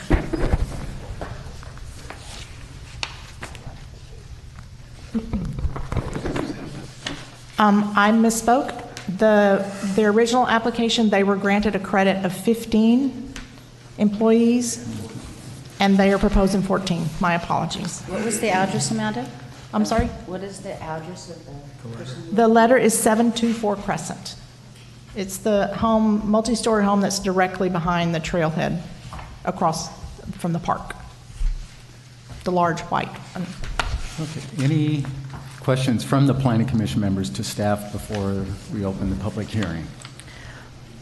Are there parking stipulations with commercial? Yeah, I'm sorry, Jane, go ahead. Go ahead. Their site plan required an off-street handicap parking space, delivery space, and I think there's 2 full-size parking spaces on their site, in addition to the driveway where they'll be utilizing that to pick up and drop off their tour guests in the smaller Jeeps. I could never understand why parking was not included in this original.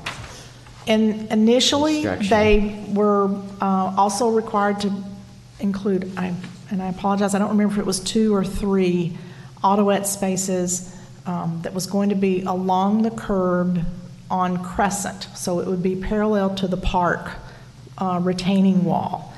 But when the Public Works Director went down there and they looked at it, and the fire department was concerned that there wasn't room for a sidewalk and to have curb parking, and so that those 3 autoet spaces they weren't able to put in a sidewalk and the parking. What about the parking lot that's in front of the amphitheater? That belongs to the Island Company, I believe. Well, different tax form. Same, could you make a condition to?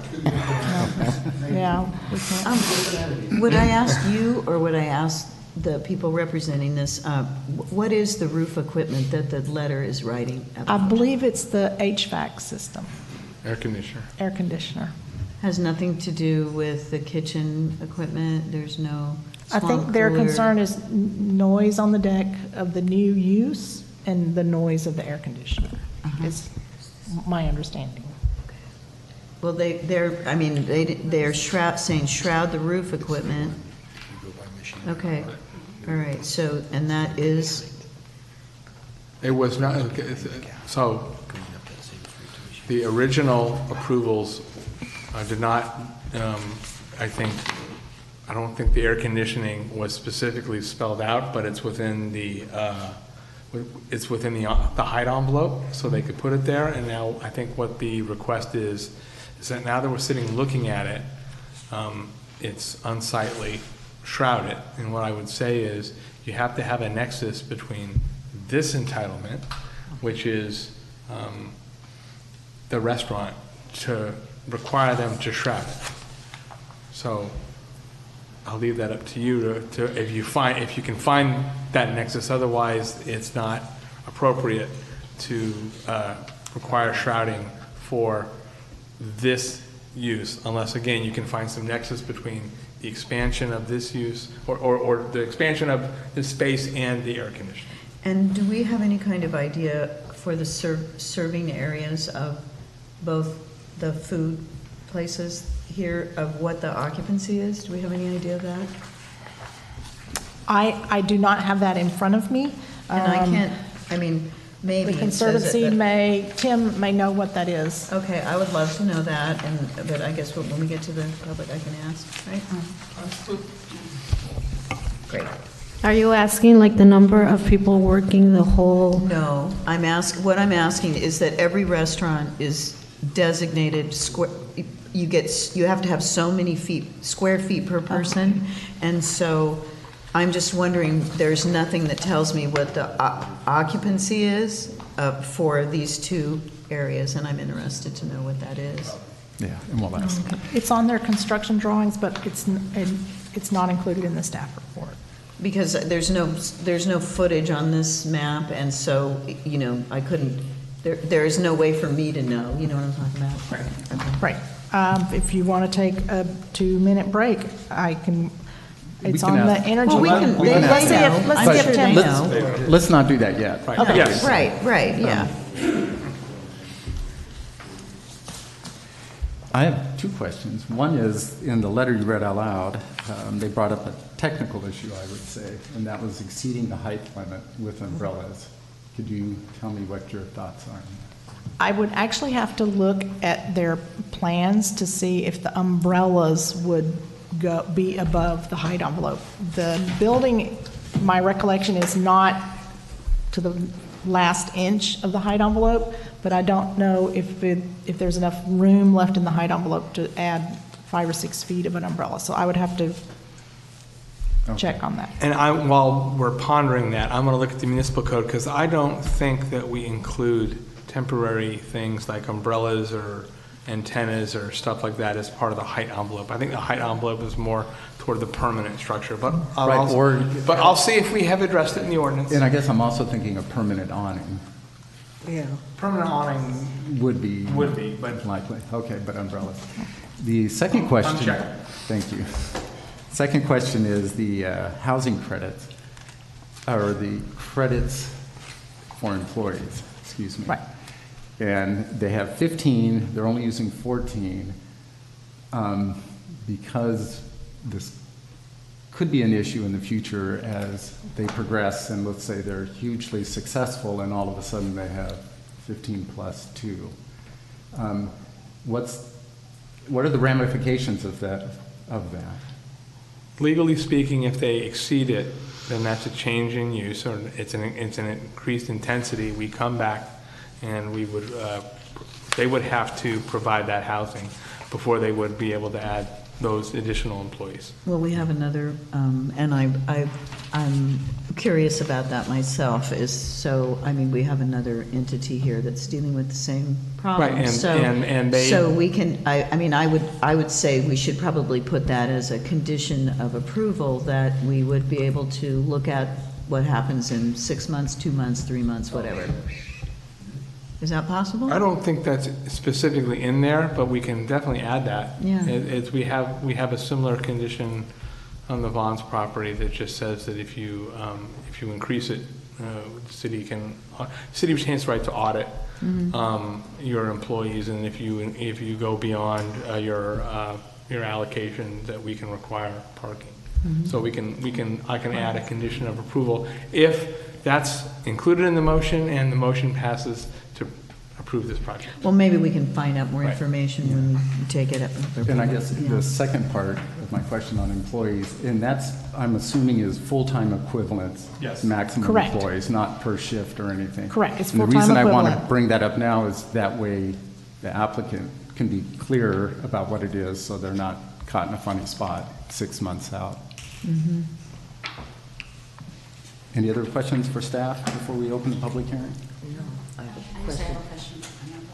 I wanted to, I was wondering about the city painted, where there's the little, when you go up the hill and the Jeeps go up, they made the traffic going both ways now. Where you have the Public Works circle, that used to be one way, when you go around, you come down, you go one way, we just okayed the whole, golf carts to extend their whole roof, and so now we've got double traffic because they don't want to go to the front for parking for the public? Is that what that's gonna be for? Okay, so Crescent Avenue, my understanding, if you think of Crescent Avenue as being the land side of the lift station circle. Yes. That's what we're talking about, okay. So the space between the lift station circle and the golf cart rental is a two-way street. Even though a lot of people come down Crescent, and if they're going out Pebbly, they go around the opposite side of the lift station because they're making a right. It's my understanding that there are future plans, possibly, depending on the budget, to eliminate that right-hand side of the lift station. So the space between the lift station and the golf cart rental will remain a two-way street. And then the golf cart rental canopy is not allowed to go out over the street. Does that answer your question? Well, we were just thinking of looking at that right now, because it's going to be a while before anything major is going to happen there to make it easier to move in the circular pattern of traffic, the crazy pattern of traffic. But we were looking at the way the street is painted, just the stop lines, that maybe some issues could be resolved just because of the way there's a line and a stop sign that goes to if you're looking at the trailhead, it's to the right of the goofy palm tree deal, right?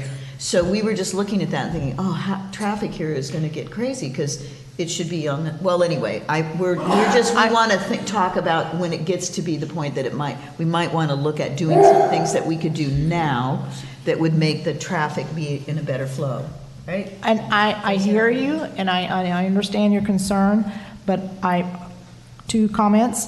That's a great recommendation to the Public Works Director for him to, since the facility is on the cusp of opening and going into their full activities, that they maybe move forward their review of that area. So, I mean, paint is quick and cheap. Right. And so maybe they can go ahead and make some changes to address some of those issues. I don't necessarily see that as an appropriate condition of approval. No, I don't But it's certainly something we can discuss. Yes, we can put in the ear of Mr. Greenlaw. Okay. Thank you.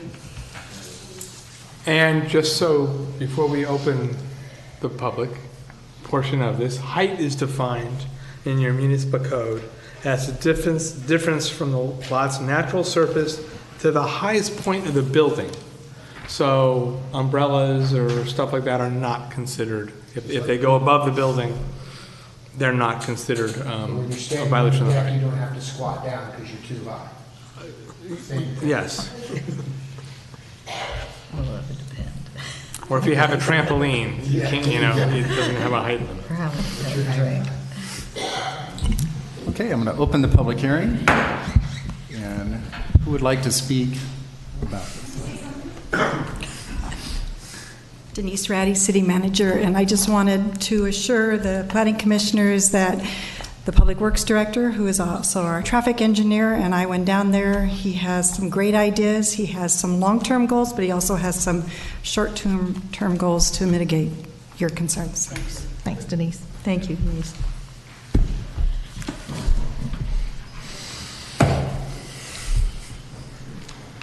Good evening, Commissioners. Tony Budrovich, 956 Playa Azul, also President and CEO of the Conservancy.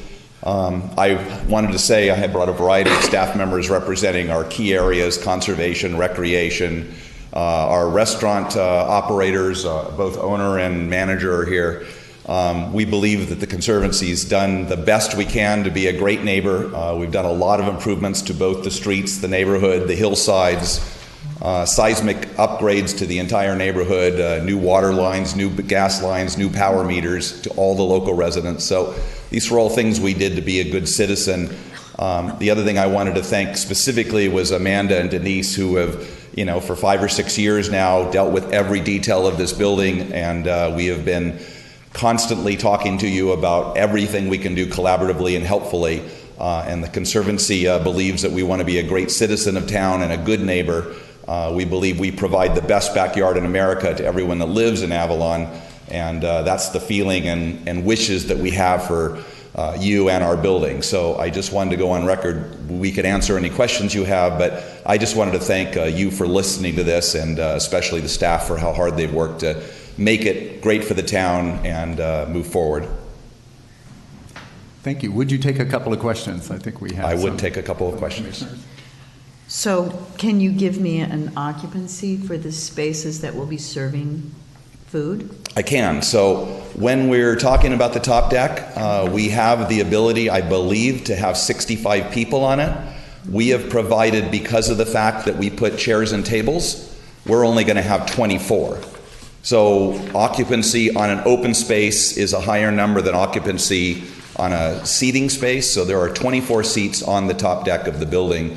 That is the way we would operate the building on a normal basis, and Avalon, there'd be no place for us to put those tables to relocate and everything else. So, what the fire department allows and what Planning Commission has allowed is a higher number, but with the tables and chairs in place, we do not plan to go above the 24 seats. And that's on both levels? That's on the top deck. On the front deck, I believe we have the ability to seat 16 people out there, and I again believe our occupancy is substantially higher.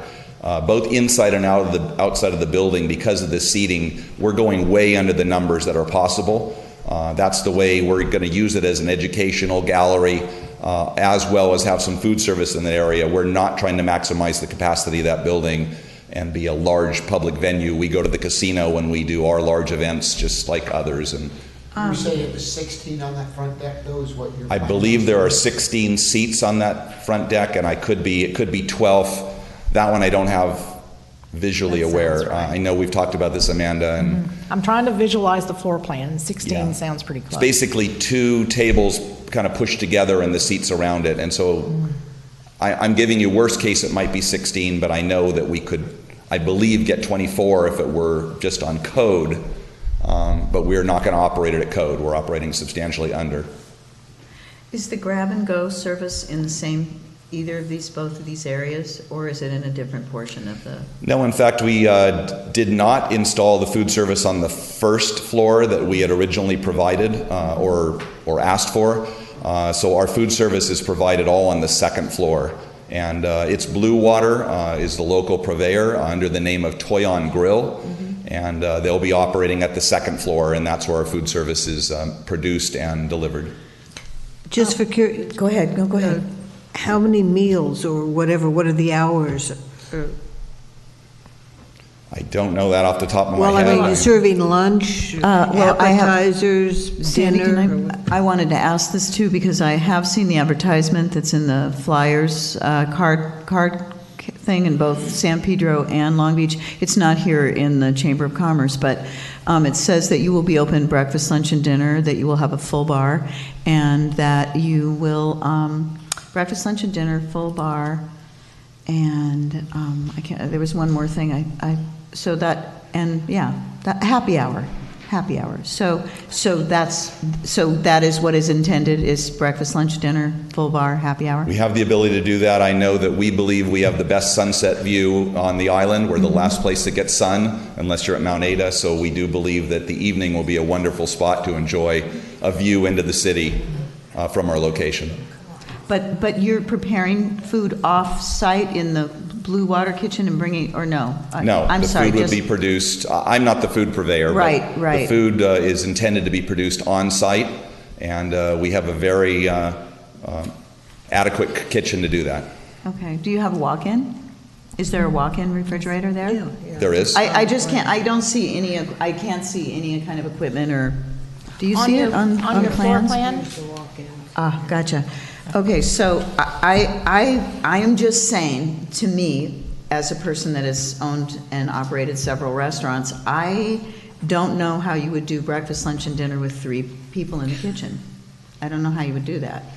And 1 bartender for lunch and dinner, I don't know how you would do that. So I have a concern about the employees, numbers. That's my concern.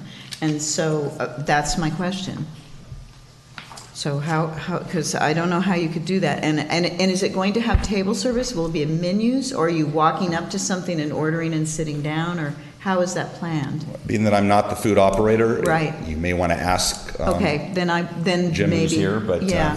my understanding, it's more of a take and grab kind of a place, not a formal sit-down restaurant. It can, Jim, yeah, can you come up? Yeah, Come on so- up and give your name and address, and you can answer. I think we should finish. We Yeah, should finish, Tony, yeah. finish with Tony. Yeah. Thank you. Let him sit. He looks like he's getting tired. Tony, Am I good? could I, just Yes. curiously, why wasn't this included in the original plan that it is now considered? So my understanding, remember, I'm a CEO who's been on the island for 4 years. This request went in almost 6 years ago. My predecessor believed, Ann Muscat, who was here at the time, believed that she asked for both because she talked about eventing on the top deck and she talked about a cafe on the second floor. Interpretation and understanding of what the English language does when you read it compared to what you're thinking. I think that's where Amanda really wanted to make sure that every I was dotted and every T was crossed.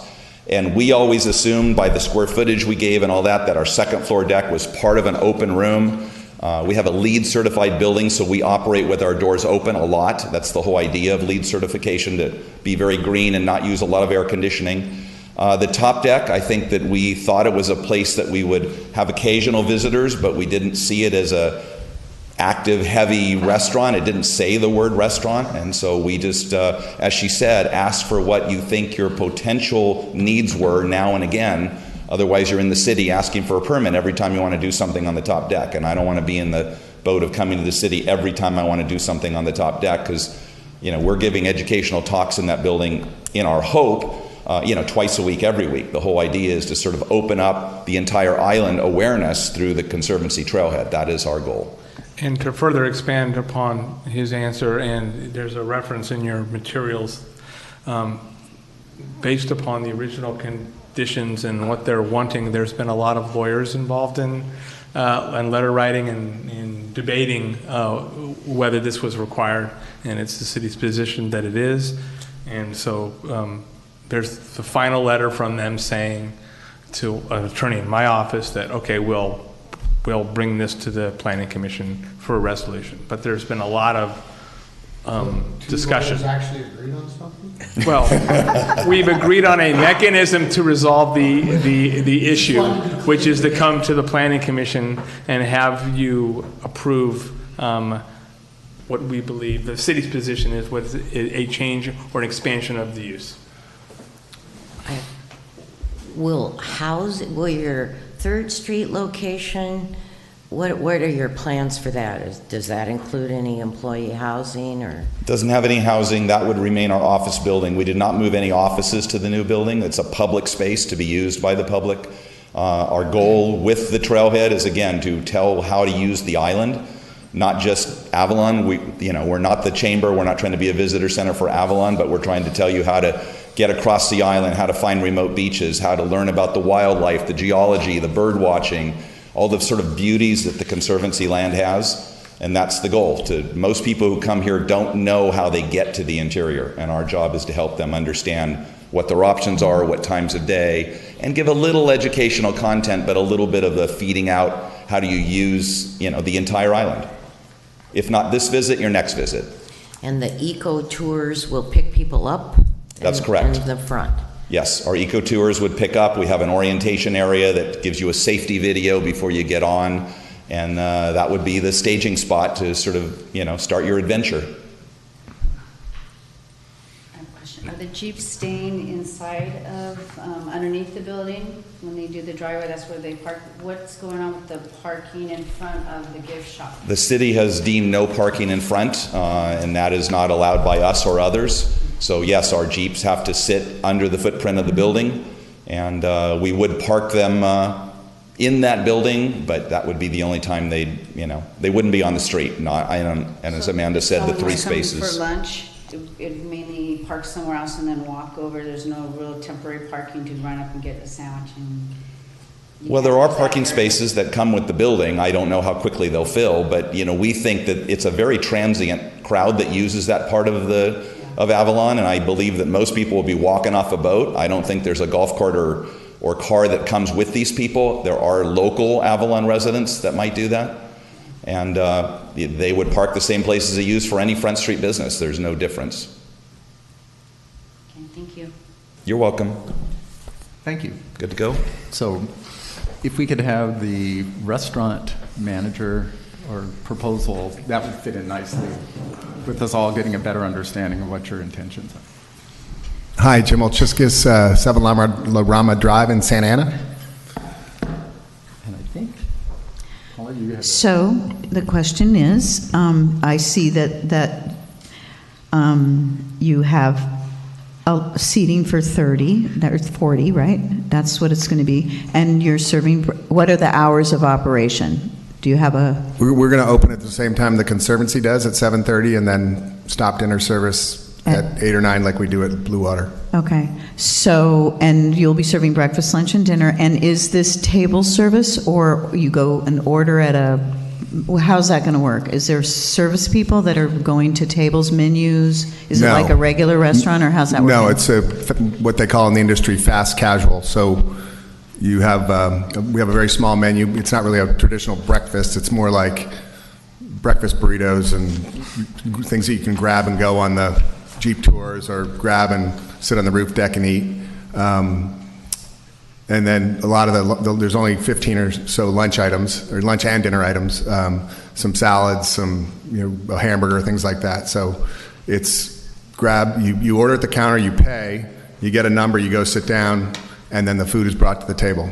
Okay, so it's not okay. And if you want a drink, you get it at the counter, and bring it to your table. Well, and then you will be doing special events be catered special events that are prearranged, and the same area used for those? Yes, we would close the restaurant and use that space for some kind of event. Okay. It's a beautiful kitchen, by the way. It's quite a kitchen. It's really lovely. I wish I'd had kitchens like that to work in. I still would have to say, I'm not sure that the estimate for people that would be able to run that, three kitchen staff a day, 1 bartender, I don't know how that would work. Because, right away, that's a 15-hour shift. And so that's what worries me, is the housing as opposed to the necessary staffing that you'll need to run a restaurant like this, even with limited service and not huge amounts of people able to sit there. It's still a lot, because you will, I look at this as a really great, like Cindy was saying, for local people even, if you're going to have grab and go and we can go order a sandwich and sit and wait and go, it could be a lot of people, because it sounds to me like there will be transient people coming, just not to sit there and eat, but to come go, right? So I don't know. That's a question I have, a concern. We also have a refrigerator where we're going to pre-make sandwiches in the morning, and they can grab them and eat them on premise, or they can take them on a Jeep tour. So that's great. Go ahead. I think the specifics are, so this is, looking at full-time equivalent, right? So you got a bartender, you got 1 full-time equivalent bartender. So that means, in my perspective, 1 full-time means if you're going to be open until 9, that you're going to start serving drinks from 1 to 9, or maybe 12 to that with a 1-hour break. So I think the concern of at least one commissioner is that you've got 6 employees designated, full-time employees designated for the 15 hours of service.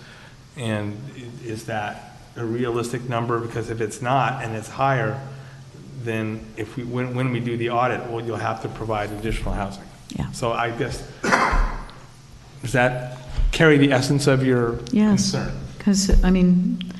And if I may clarify, under our current inclusionary ordinance, because we haven't updated ours yet, if the requirement for additional housing occurred, it would be 50% of the peak season number of employees over and above the 15 that you already have a credit for. So if you ended up having to hire 6 more people, then you would need to provide rental space, housing rental space for 3 of those 6 people. Because commercial enterprises are required to provide rental spaces, whereas housing development is required to have dwelling units. Are you considering using employees from the Blue Water Grill?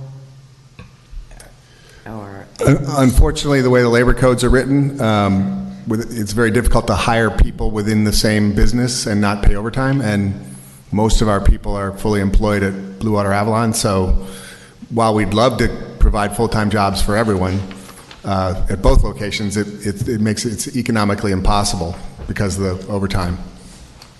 And you sound like you're the restaurant end of it, but I am looking at this letter from the people that live above you, and and Tony he's not looking at, he knows it's air conditioning, but there's no restaurant equipment on top of the roof, like exhaust or swamp coolers, or... We didn't design the actual restaurant space, the Conservancy did, so I assume there's all kinds of equipment up there, and there's probably a lot of people up there because they've been working on it. But once the building is finished, you just never have anyone on your roof. So if the restaurant equipment could be shrouded, I think that would satisfy, and painted like the person requested, I think that would satisfy their demands. There's also a noise issue too. Or you have to make sure it's not noisy. Because all those things make tons of noise. And so, I don't know about air conditioning, but I know restaurant equipment, fans, exhaust, all those things can make quite a bit of noise. So I just wanted, I'm a little curious about that.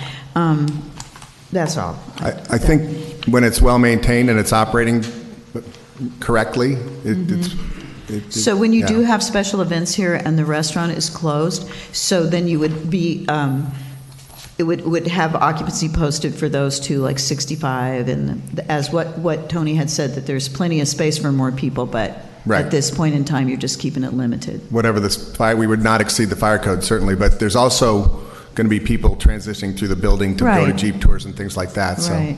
No. Okay. And there's a bunch of interactive displays on all levels so people can study the flora, the fauna, the geography, the geology. Right. So. I think that's... Okay, those were my questions. Anybody else have questions? Any other?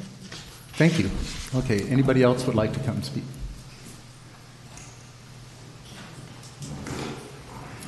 Bob Cranton, 162 Middle Terrace, right above the restaurant. I'd like to have a definition of the 9 o'clock curfew. Is that when all the busboys and everything's cleaned? Will that be, or that's the last setting at the restaurant, or is it going to go into 10, 11 o'clock at night? Avalon Bowl was designed in the 20s, and they had a bandstand there. And the reason why the bandstand was there, because the acoustics, noise down in that park, anywhere in downtown, comes right up into the house. I don't have air conditioning in my house, and the only way I can actually survive keeping away from the noise is keeping the windows closed. Put air conditioning in my house is going to cost me. It's also going to be very expensive. Last month, when I was heating the house, it was over $600 just to heat the house. Air conditioning is even more expensive. I just need a quiet place to live. Breakfast, 7:30 until 9 o'clock at night, all the time, constantly noise. Please. And the way it's designed, well, it's kind of cheating because they have a 3-story building now without a roof. And It's not necessary. There's plenty of places in town to eat. Thank you. The curfew, is that a, My understanding, and Tim or Tony can clarify, that the 9 p.m. curfew would apply to events happening on the roof deck, that those events would end at 9 p.m. So therefore, the restaurant stuff could be last sitting at 9? I guess I'm asking. But I thought they said they're not doing seatings. I mean, that's what you were saying. We would attempt to stop people seating up there at 9 and get it cleaned off as early as 9, so. But you could still have people sitting on the couch. You might have someone walk in and want to go look at the view at 9 or 10. But if they were So. sitting there at 8:45, obviously you're not going to throw them out right at 9. You're going to let them finish their thing and then they go. Right, and we're responsible operators. We're going to make sure that our neighbors are happy and we keep things controlled. So. I just think for the record, we could also just look at the current Blue Water, and that's not open. That's not open to 9 during the off-season. It's not open till 7 in the off-season. Yeah, there's very few times in the year when we have people outside after 9 or 10. But nobody lives Maybe it's right 5 or now. 6 nights a year. I'm just. I would ask to have Tony or Tim confirm what they intended by the 9 p.m. curfew. You still have to put it in place. You know, it says people sit there for another hour.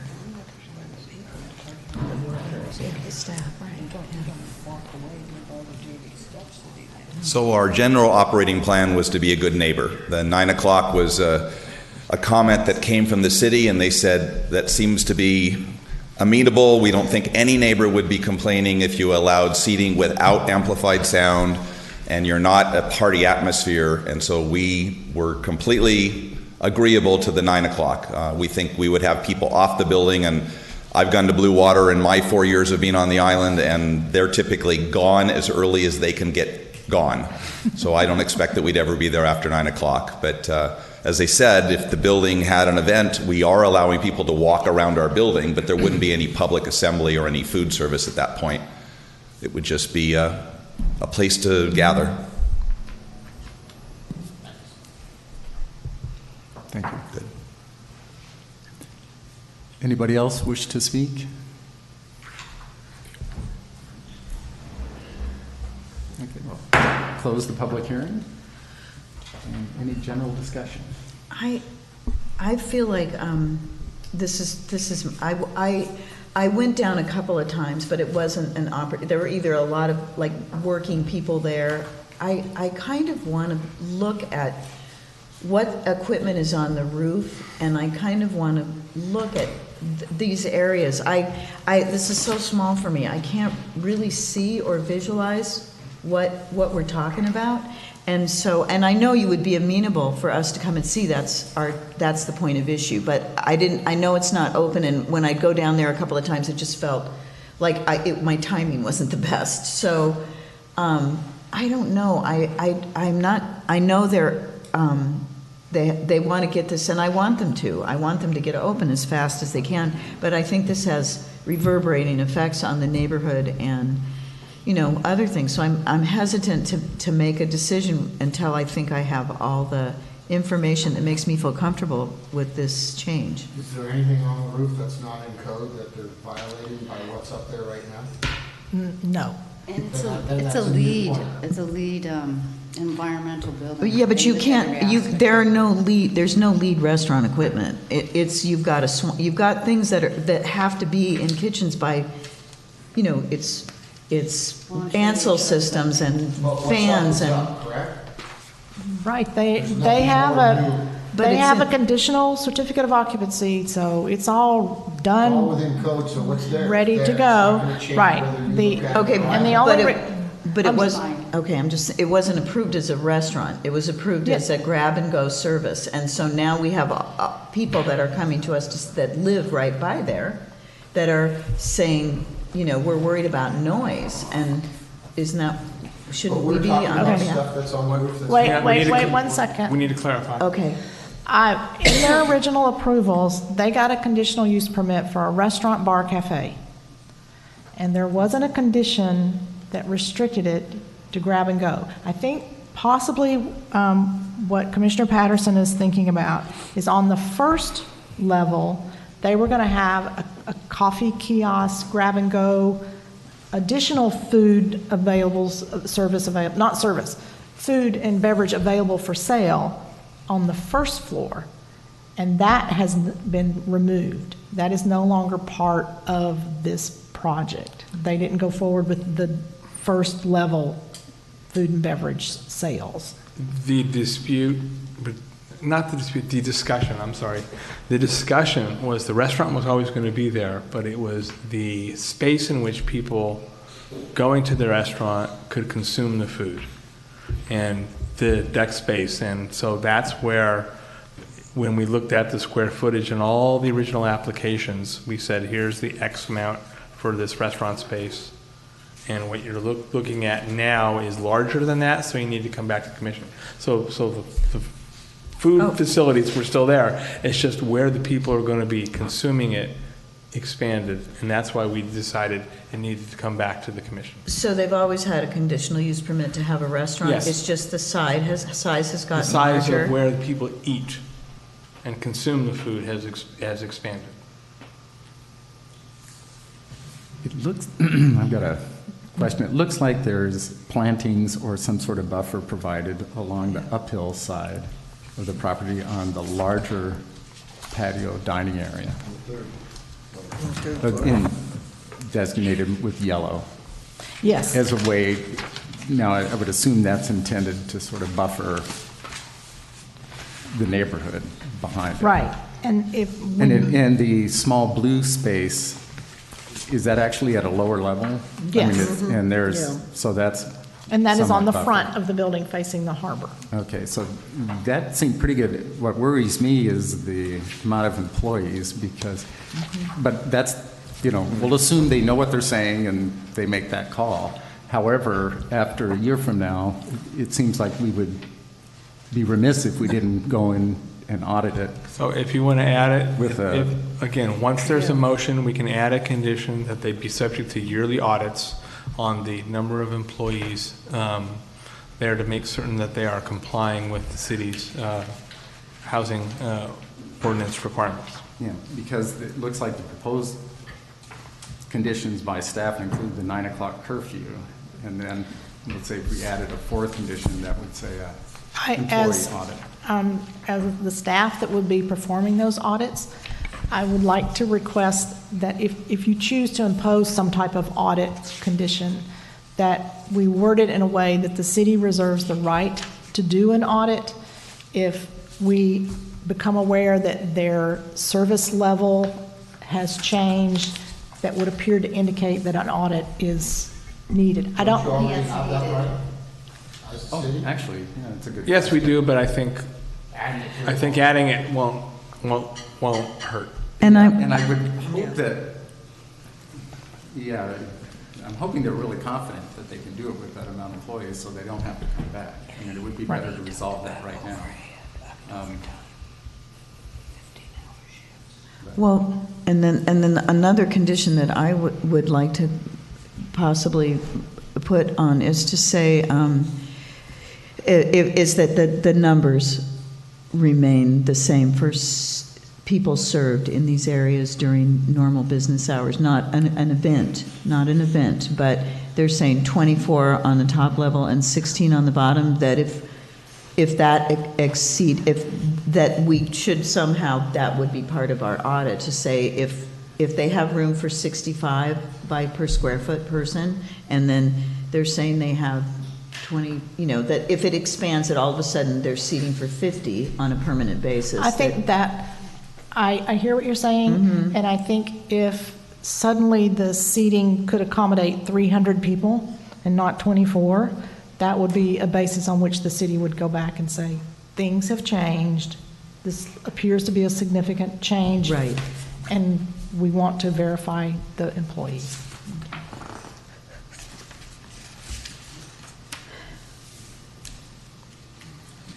Do we have a motion? make a motion to approve with the number of seating that they've represented here today on both decks. Also with the stipulation that the city can decide to come in and audit at any time, which we already have, but that would be in the motion as well.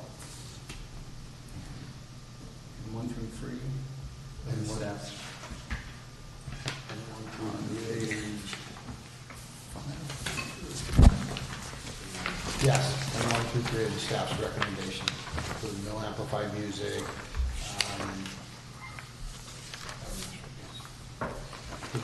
So 1 through 3 through the staff's recommendation as well. So And the required CEQA findings. And the required CEQA findings. And that it is within the 300 feet appealable zone. That too. Do we have a second? I'll second it. Cindy seconds. So any further discussion? I like the idea of another restaurant in town. But my only other concern is I'm not talking, I'm just, that if noise levels, I don't know. I guess that if that goes with curfew time, that the noise is above. And we have a downtown in Avalon. It's gonna make noise. No, I completely agree. Okay, But yeah. I don't know, it just didn't start that way, now it's that way. So, all right. Okay, call for a vote, please. Commissioner Hall? Yes. Commissioner Morris? Yes. Commissioner Glass? Yes. Acting Chairman Hewitt? Yes. Commissioner Putnam? Yes. Commissioner Patterson? Yes. And Commissioner Phillips? Yes. All ayes. Thank you, Commissioner.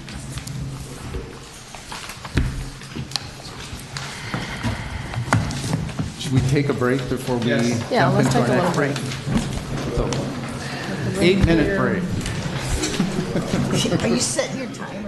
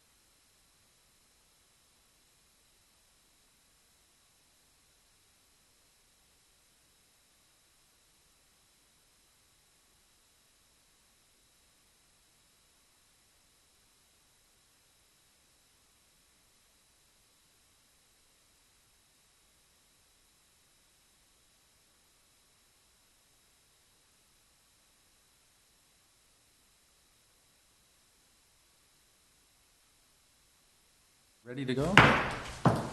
We're back on camera. 8 minutes exactly. Nice. So our And last. Amanda, could you please lead this discussion? Scott and I will share that duty. We're back this evening to have further discussion about some of the issues that we had identified quite a few months ago in a joint meeting with the City Council, potentially about how we monitor and approve and manage our transient rentals in Avalon, or short-term rentals as they're commonly called in most other cities that are also dealing with this issue. So the 3 questions I think that we got from our last meeting was we wanted to talk about saturation. There was a question about vacancy tax, and we were going to come back with the information on where we are with our host compliance efforts to clean up our list of active transient rentals and try to bring those into compliance that we identified that are not operating in the way that they are supposed to under the municipal code.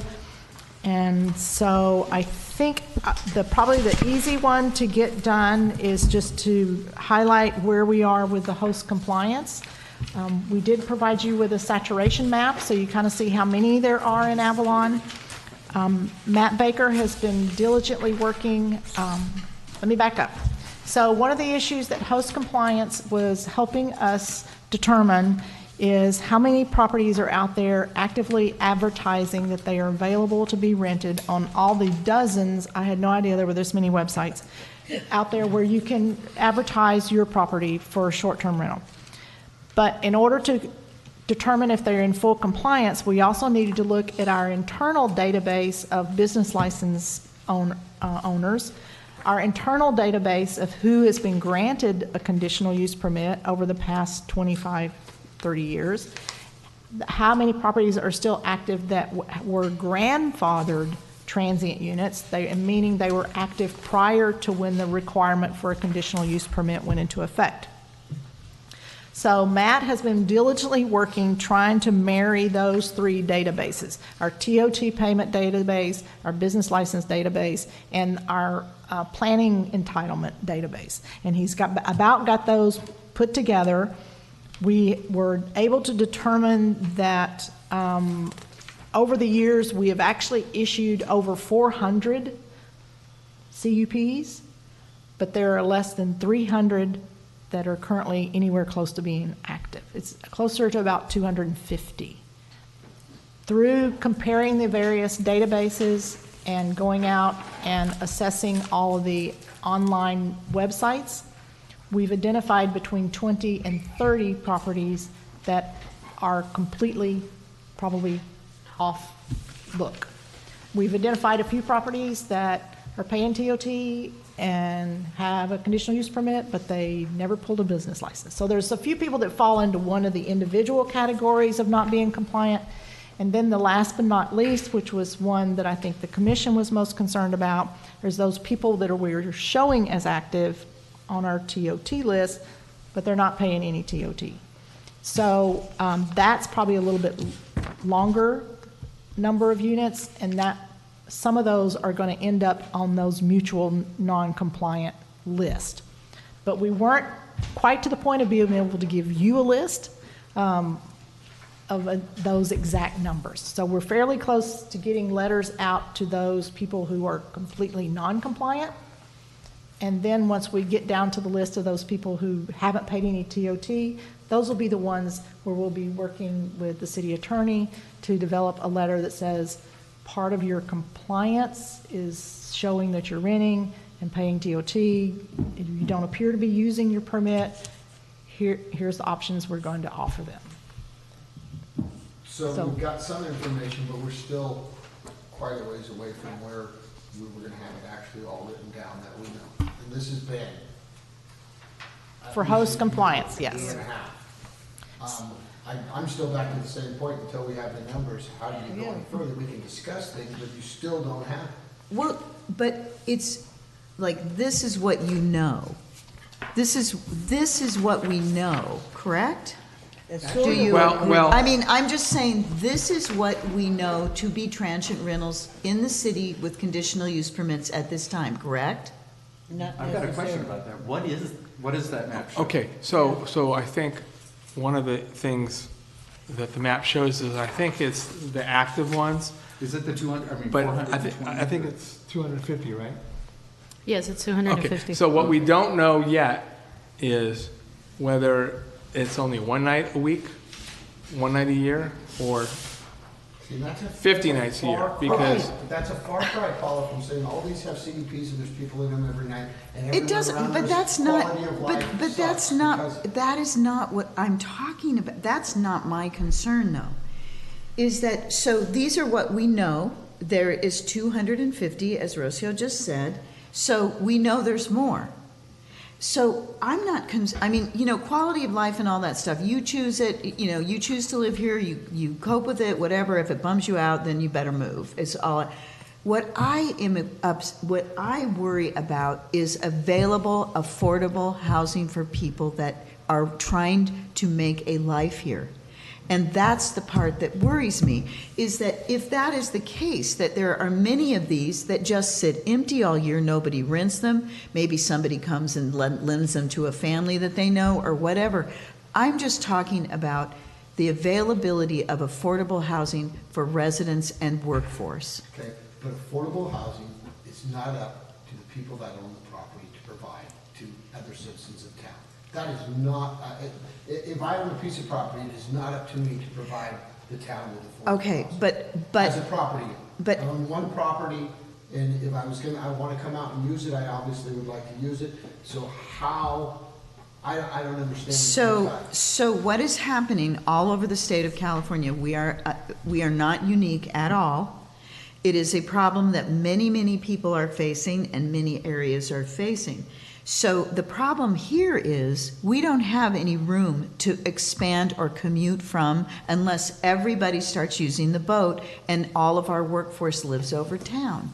So if that's where you want to go on this, then you're looking at, and that's what's happening anyway, is that we have a transient workforce, and it also impacts the livability of a town. And these are big, big discussions. So I don't know why it keeps us from, why there is no point of making some kind of, what percentage of this town do you think should be only available, should be available for people to live?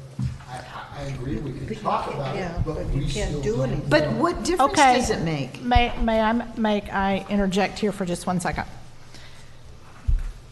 I think one of the things we were be thinking about when we were talking about saturation is, do we want to say that there's this many housing units in Avalon, and we believe allowing this number of those units to be available as short-term rentals is sufficient to support our economy? That is not going to translate those other non-transient units into affordable housing.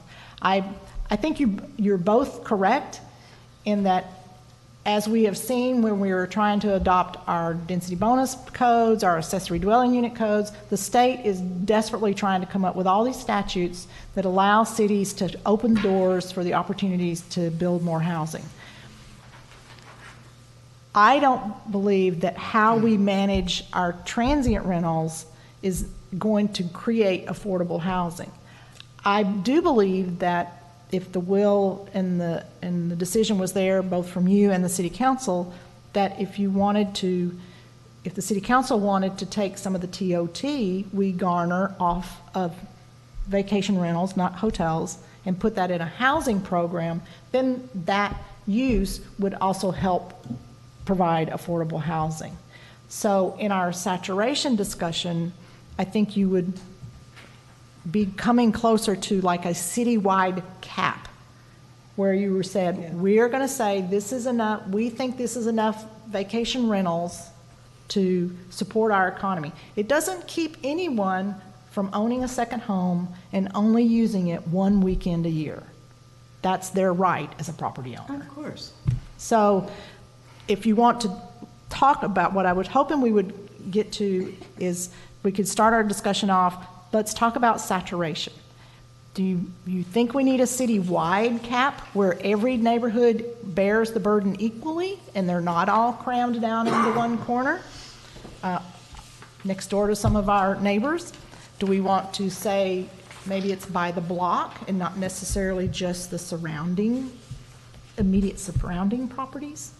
We have also discussed creating a buffer around the applicant property, but similarly we do for our public notices, where you've got a 300, 500-foot buffer, and there's only so many allowed within that area.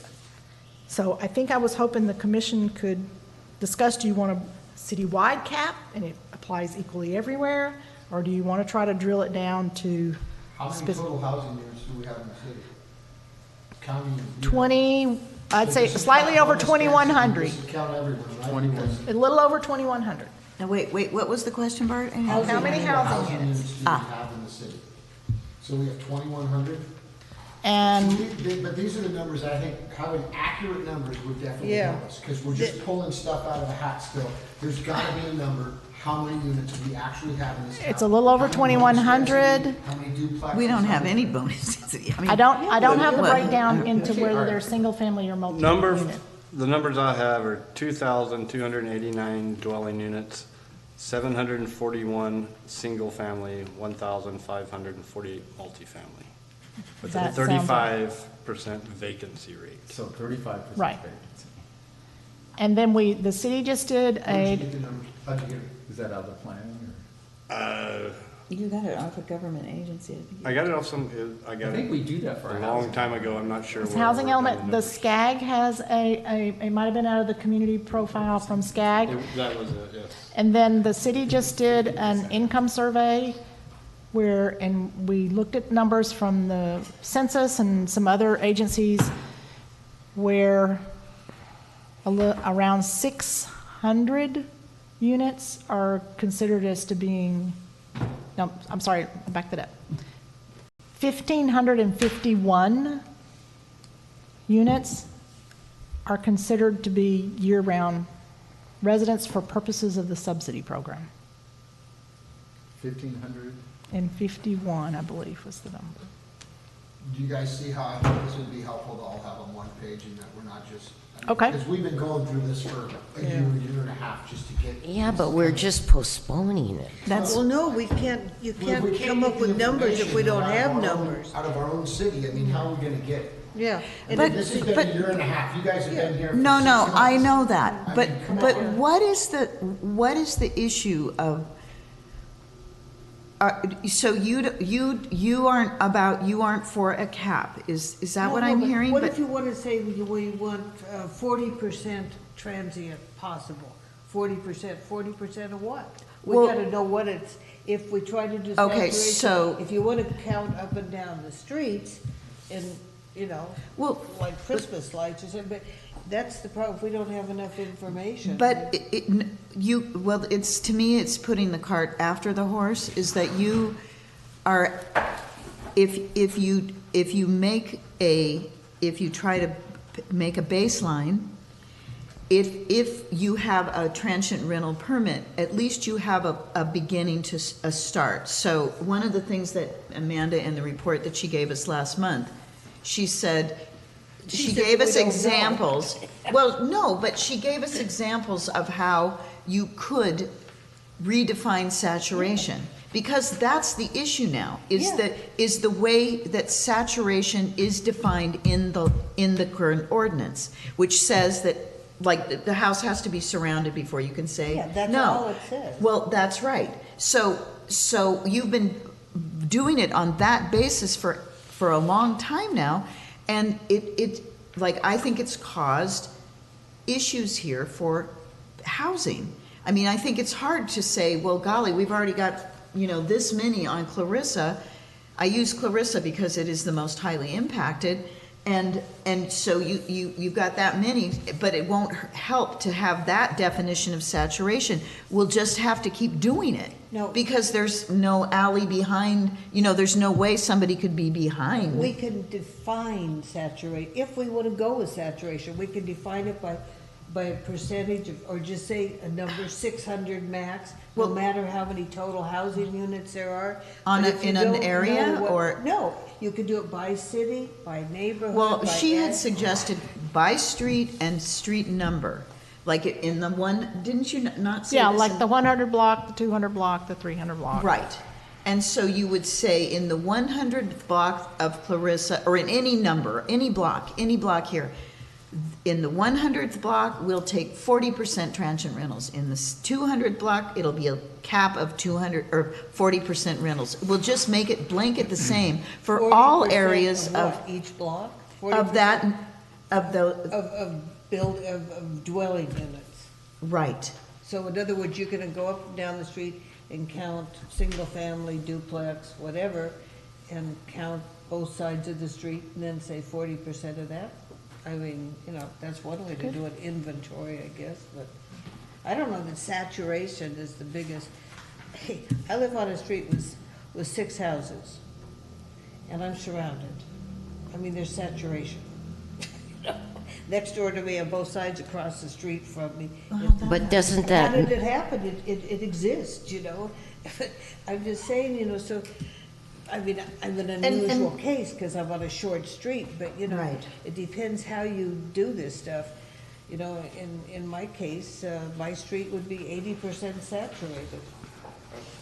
Well, then if somebody came and applied for a conditional use permit, be it legal or illegal, you would say no. Because there's it's no more already. building, there's no more buildings Well, left but to that's get what I'm one. saying, though. If you have a baseline of something somewhere, I know, but and the ones people we're come, asking whether for. they're legal Yeah, or That's exactly illegal. what we're asking Yeah, for, well, Paul, as a baseline. as a baseline, we have never- the map. No, I'm talking a baseline of saturation. I'm just saying, if we set a, like, if we talked about having a percentage cap based on numbers of, that we know on this block, it can't get any worse. So why don't you just say, okay, this is what we know about the 100th block of Clarissa. There's already 40% are there, and we place the cap at 40%. So don't bother, you know, trying to get any more there, because there's already that many. Now, That's there may fine. be more.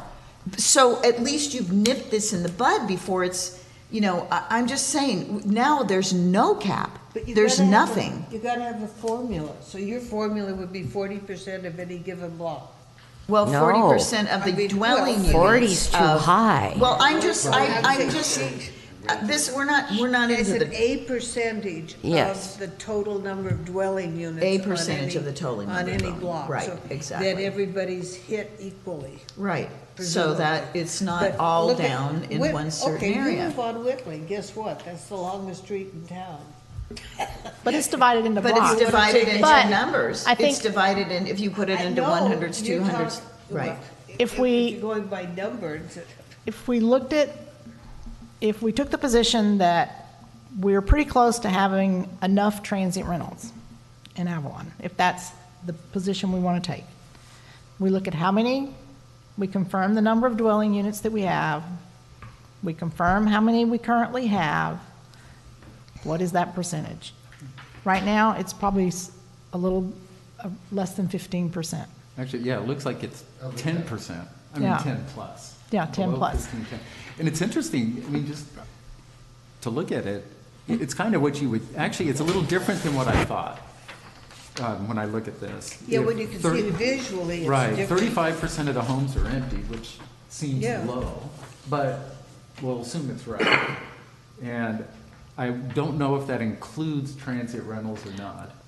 Vacant doesn't necessarily mean a house with no furniture in it and nobody using it. That's just not what it means- means. it means not a full-time. It means not a full-time. Okay, so it probably is. So that may be, So so let's just say it is. So 10% of the homes in Avalon are transit rentals active. They're paying tax either 2 days a year or 200 days a year. And then another 20% on top of that are just unused or used occasionally, Are but not vacation for months. homes. They're vac- Yeah, they're yeah. just families Second that home. use their Second second home, vacation and they're homes. sitting around empty. Yeah. And so I think it looks like we're pretty liberal in allowing these, both vacant and transit. I mean, when you look at this, and what's interesting is, I kind of thought there were a lot in the flats, and it looks Yeah. about what I thought, but I'm actually surprised how many there are citywide. And I would imagine that at this point, the way these are laid out is sort of the natural way they would be, based on what kind of view you have, what kind of house you have, and whether or not you can walk to it. If I can just clarify one thing, and also I think it'd be good. So I think if you, and I'm going to assume all red dots are 1, and I think the total of the red dots was about 250. Yeah. Yes. Okay, if you look at 250, 128 of those Are in Hamilton are in Cove. Hamilton Cove. So more than half of Hamilton Cove is that. So wait, okay, 128, so. So that gets minus the 250. And then you have Bahia Vista's got 27. That's about 50% saturated, maybe 40%. So if you subtract those two numbers from the 250, then in the rest of the Avalon, you've got 100. Yeah. Plus 100 active. And so I just think. So are that- these 100 red dots then? And that's, But some of them, I'll tell you, like, see, there's one red dot here. I mean, since I live next door, there's 2 units. One CUP apparently, but there's two 3-bedroom units. So, you know, that's, So then- but it's in the So- one building. yeah, but then under we're one down to CUP. 5% of the total housing. That's what I mean, see, Is Right. transient rental. So Doesn't that's, seem like a huge amount. no, and that's, yeah, and that's not counting the 2 big ones. Yeah. But it clearly has an impact. I mean, there's Yeah, no yeah. denying it, and when we get applications, a lot of people get bent out of shape Well, I think. about it. And I think and- most of it is neighborhood impact is what they're Well, worried about. right, And it's the partiers. exactly. And it's, I think that's like the number one issue. You know, housing clearly is an issue, and this is clearly a Right, part of it. right. But the real big button seems to be So, the summertime Bad parties. neighbor so, Yeah, so, and- yeah. And that's the So thing that, some of those things, Paula, we can cure by, A, if you lease a house and it sleeps 6 people, you can't have 6 visitors. You can have Actually, 6 that was- people. okay, but We you know could what, do here's stuff the like thing. That could actually make an impact. I wanna Wait, s- but I- now they don't have 12 people sitting in a house that sleeps 6. Because that would piss me off, excuse me, upset me as the neighbor. That, you know, you're renting to 6, but there's 12 there all day and they're having a party. Right, and it was kind of sad to hear the management company tell us how they manage. I'm sorry. So here, I feel like we kind of have a pretty rock-solid potential system Yeah. of how it could work that would take care of a lot of the neighborhood issues. So clearly, our little sign requirement, you know, I think it says everything it needs to say, but it's not pulling it off, or at least I Well, was having a the really caretakers hard aren't time. getting it. I was having a really hard time that it would be the city or our responsibility to inform the citizens of what they needed to do if they were having problems. Yeah, And that was I a think his point of might have issue. been, when we hear complaints, direct them to the right person, but Right. I actually don't hear complaints except when I'm here. And, Oh, I do. you know what I mean? Yeah, I do get my too. feel, Really? but No, I don't. I mean, Wow, people- okay, well, I don't know. But I maybe. hear them here within the context of this in a way that's crystal clear, that like Bob Cranton, I'm sure he was telling So, the truth. so, But, so I guess my point is, Nobody- should we tackle first, since it's 5%, and it's 5% is causing some pretty big issues Mhm. for only 5% of the housing. And it seems like the biggest issue is disturbing the neighbors. I don't think In a- it's in a even. pretty significant way. I don't think it's even disturbing the neighbors. I think it's more, it depletes neighborhood. Yes. It depletes the idea of a community that cares about what the street looks like, what your neighbor's doing, who's living next to you, Yeah. who cares who's However, living I next think to that's you. a 5% problem compared to 35%, your neighbors aren't even there. Now, Which all I is would, even all scarier. I would say on that is, regardless of whether it's 5%, 10%, whatever, the missing information we need is, let's assume it's 5%. And then of these red dots, if someone is just renting it out one weekend a year to keep their occupancy booked, then the dots go down even further. Yeah. And then you're looking at, I'm just trying to, whatever decision you make, I just want it to be based upon accurate information, because if we ever get sued on this. Right. And I that's guess what I'm we don't worried have about- yet. What I'm worried about is thinking, misdiagnosing the problem, in that if we think it's saturation and it's really somewhere between 2 to 5%, you know, if we set a 10%, it's not going to do anybody any good. We'll probably never get to 10%, because it looks like things kind of left alone, we're at 2 to 5%. So unless, you know what I mean? Do you see where I'm going with this? It's I'm worried. Well, are we here, I mean, obviously, every realtor, everyone who's interested could be watching this discussion. So are we having an increase in CUP applications because of the, you know, they're afraid we're going to put a cap, or is this? I haven't, of the applications that we've received the last 3 months, because we've been talking about this probably at least that long. Our joint meeting was in December.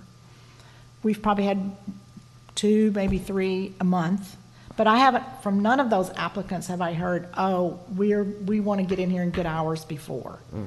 Like one of the applicants this evening, they have one on another property, they have a second property, they're renovating one property, they're kind of going to change how they're using their properties, so they wanted to get a transient rental permit.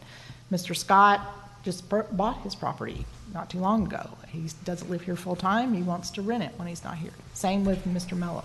So I haven't heard that rush. I think that's it was a really a kind of an interesting group tonight, because I looked at Mr. Mello and I was listening to what he was saying, and that he has 4 rentals that are year-round, and he could, you know, use that extra income. He can't be here all the time now, and he wants to, you know, and I was sympathetic to that. I thought that's a really, like I felt that. But what I know, and Bart, this is your business, so I have a little bit of a problem with that too, is to say there are people that are just coming in because it's a good deal, and they should. I mean, that's what business people do. But it also isn't doing much on a community level. That's what I worry about. I live in a community with by far higher ratio of vacation rentals. I live there full-time, I've lived there for 37 years. Right. All the problems that are discussed downtown, I think are overblown. Because in my community, where I live, and I live right next to these all the time, we don't have near these many problems, parties, all this kind of stuff. Well, now, we do have a security gate. There you go. Okay, but at the same time, we could solve some of it with the you've also got many properties that are not handled by vacation rental Exactly. companies. Okay, so maybe we should look at that. Do you have VRBO? Do you have HomeAway? Do you have all these things that bring in, they undercut the price of the people's properties, they lower the rental rates to the tourists overall, and less obviously to the people that are trying to make money on their units. And B, they're not around to hear or hassle or anything with any of this, where the management companies are. Yeah. I know the other management companies, they get calls at Hamilton Cove. I'm on the board of directors at Hamilton Cove. They respond to their calls. They don't just let them go on call, because we would call them on it for sure. The HOA. But you know, like you have this community that you do have, your small community in Hamilton Cove. You don't have that many full-time residents, so year-round residents. So I you know, and then when the rental season starts, it's pretty quiet out there. I mean, I see that as, I don't see it the same as I see it here, because you don't have people living in Hamilton Cove that are working hospitality jobs. You have what, 8? But you have a business, and you're not, out of 128 rentals, I handle 30 of them, so it's not like this is my whole business right there. No, but what I'm saying is, if anyone's affected, I'm affected. I live here, I don't need to poll 500 people. I live there. And in my building, there's more vacation rentals than probably any of the buildings out there for the number of units in it. I don't have all the problems that I'm hearing from everyone else. I Well, think, that's well, anecdotal. Because That's anecdotal. well, and I'd like to point something out, if I could, really quick. I think we all recognize, sadly, as we've described, that there are blocks where it's not worth going trick-or-treating. Because, okay, I'm just Ice saying. beans in Tijuana, what does Right, that- right. But my point is, we live in a tiny little town that survives off the visitor economy. The tiny little town is attractive to people who want to have a vacation home. I think we're kind of stuck with the idea that the house next door to you could be either empty most of the time. My upstairs neighbor, owner, they're here 3 or 4 times a year. Or that if it's a vacation rental, the people coming and going, however often they come and go, are not people you think of as your neighbors. They're not people that you're going to talk to when you take your trash out, that kind of thing. So it's the idea that there's no one there, or it's occasional strangers there. It's not a familiar neighborhood. I'm not sure how we change that without changing what our economy is based on and going out of the tourist Well, no, business. we've been slanted toward the tourist business. And, you know, that's fine. I don't want to sound like I'm not, haven't experienced that. But I also have experienced towns that I want to come back to because they were real towns and they were functioning with people who live there year-round and, went to school and had a hospital and now we can't even house this group. But Janny, look at it. You think who could really survive in this town without tourism? Well, I'm not saying that. Only I'm the not saying quarry, that. used to be only the quarry workers. Maybe now there's a few other occupations who could survive here, but when we were growing up, everybody directly or indirectly. Sure, yeah. But depending And it on was the tourism. same people every year, Sandy. They were the same people on the beach. Really? And the Well, same returns. My customers are return people, so they know the drill, they know where to drive, where not to drive, how to operate. But I'm all for a thriving tourist economy. I'm all for that. It is what this place is. I've lived my whole life in places that are depending on the tourism industry to survive. But they were places that you could just have a place that you could just build other places so that you could support an expanding tourist economy. We don't have that here. We don't have a way to Right, expand we're putting people on the housing. boat. But our expanding tourist, okay, let's just talk about where we get our revenue. Our revenue comes from the harbor and through tow. Have we taken into account that there's a hotel that's been closed for a year and then probably closed for another year of 100 rooms? That hasn't been taken off the budget to the city. The city still thinks they have that income from that tow coming in and they're spending it this year, but you don't. No, I would beg to And the same is- say, excuse me? I think they talked about that in the budget. Yeah, and the same is true if you look at the hotels that the island company has eaten up for their own housing and Yeah. that sort of thing. So we're not looking at that, and if you just stop this, or say you have too many of these, how are you gonna pay, you're not even gonna make ends meet in what But I'm you've not got saying that you stop it. I'm just saying that because you guys, you know what the general plan says. It's about, as well as expanding and supporting the tourist industry, we are also supposed to be looking at the quality of life of the residents of Avalon. But when you see this is not a neighborhood anymore. It's arriving to the point of being another hotel. It's what it is. It's empty many days of the year, and the people that live there, there are very few little pockets now, in the flats in particular. Okay, I want to hear. Well, I grew up on Sumner, okay, it's a long time ago. There were 6 occupied houses on all of Sumner year-round, and that was it. And that's a long time ago. And the others, guess what? So do you Guess guys what they say were? there's no problem and we don't have a problem? Are you, is that, because we will never, we will never arrive at consensus. No, I agree, I think a few of you have come here with the agenda that when I get on the planning commission, this is what I want to stop or cut down. No. I would say that's pretty much been true. No. I mean, I was not an elected person, nor were you. And so when I was talked to, and I had a conversation, and we also had a conversation with the city council, that they wanted us to deal with the issue of saturation. That was what the conversation I had when I was talked to about being part of this group.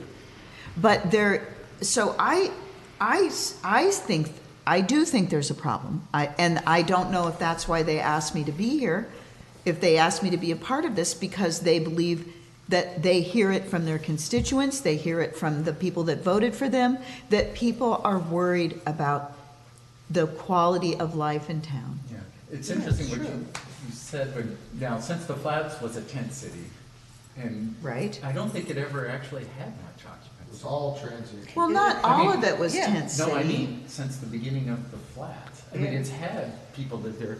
It's also interesting where it says 104 properties are grandfathered in.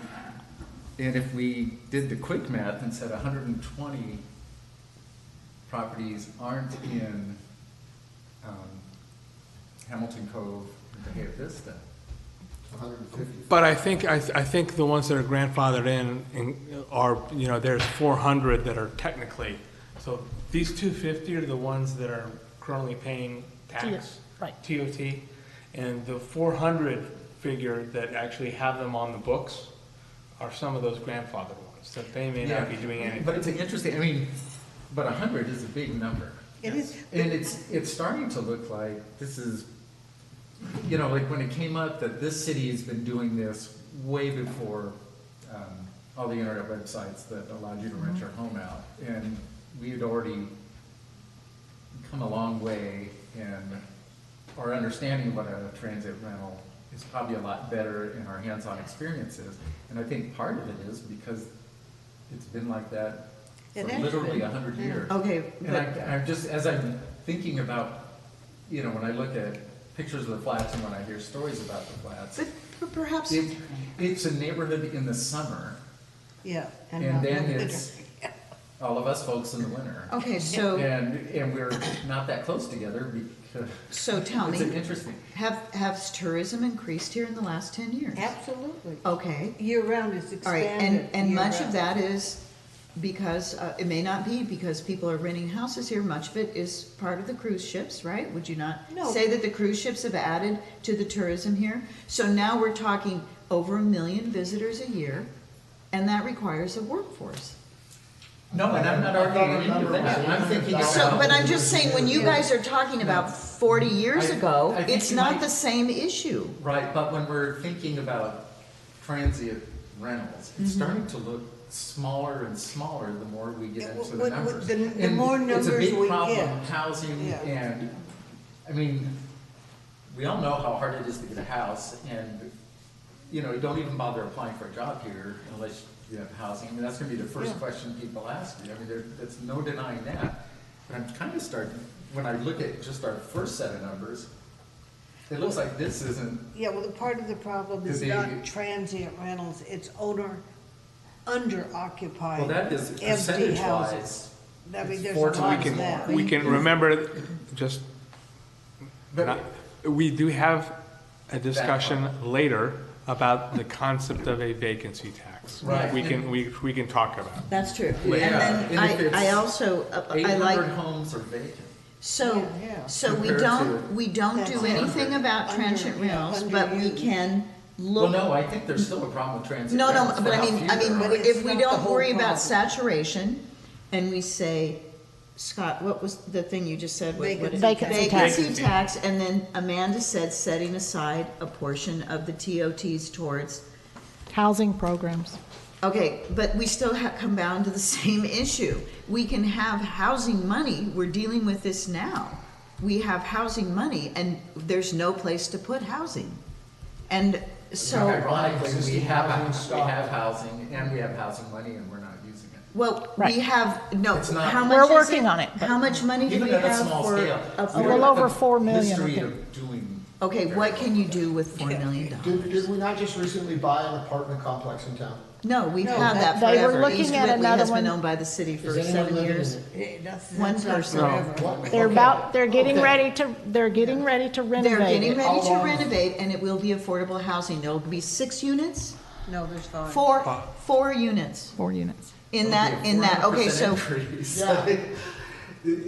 but, okay, folks, I'm just saying to you, let it go, I'm and just then saying, don't worry about We've done it. this before, we've been sitting, we've had this conversation many times. Jolie brought this up the other time. How many times are we gonna beat a dead horse over the head? Well, we Well, need- I don't I agree think with we beating need the more dead numbers horse. before we can I- find a every solution. transient rental that comes in gets approved.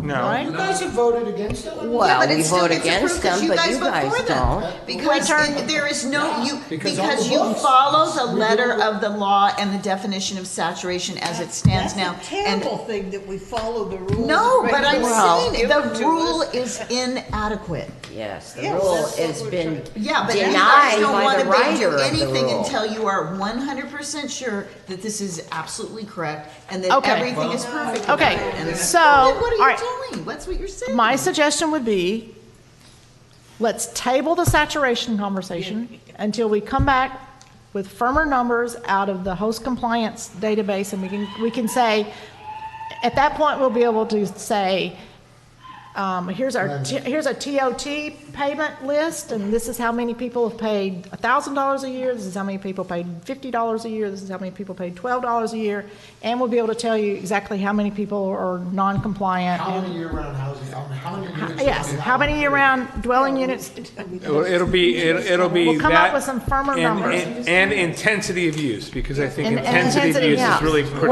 What if there was like the Oakland theory where you had to have someone That's the vacancy. year-round? We're talking about that later. Yeah, that's the next one. Vacancy Oh. tax. That's the next. Here's the question, But the wait- issue, the performance of the ones that we have now, which is causing a big problem. Well, but- That's the thing I think we need to follow up Yeah, but see, on look at is, Tonight, what did you get? John Mello wants 4 or 5 weeks a year. Bert Scott wants 2 months a year. but But we didn't- The other people we're not so sure about, but they voiced that. I think So they expressed their intent on rental. I don't think they asked for a restriction. Right. But they're not pulling it off. I mean, they're not year-round vacation rentals. They're gonna use them. John Mello's gonna live in his house when it's out of Most of these season. people that have vacation rentals use their houses.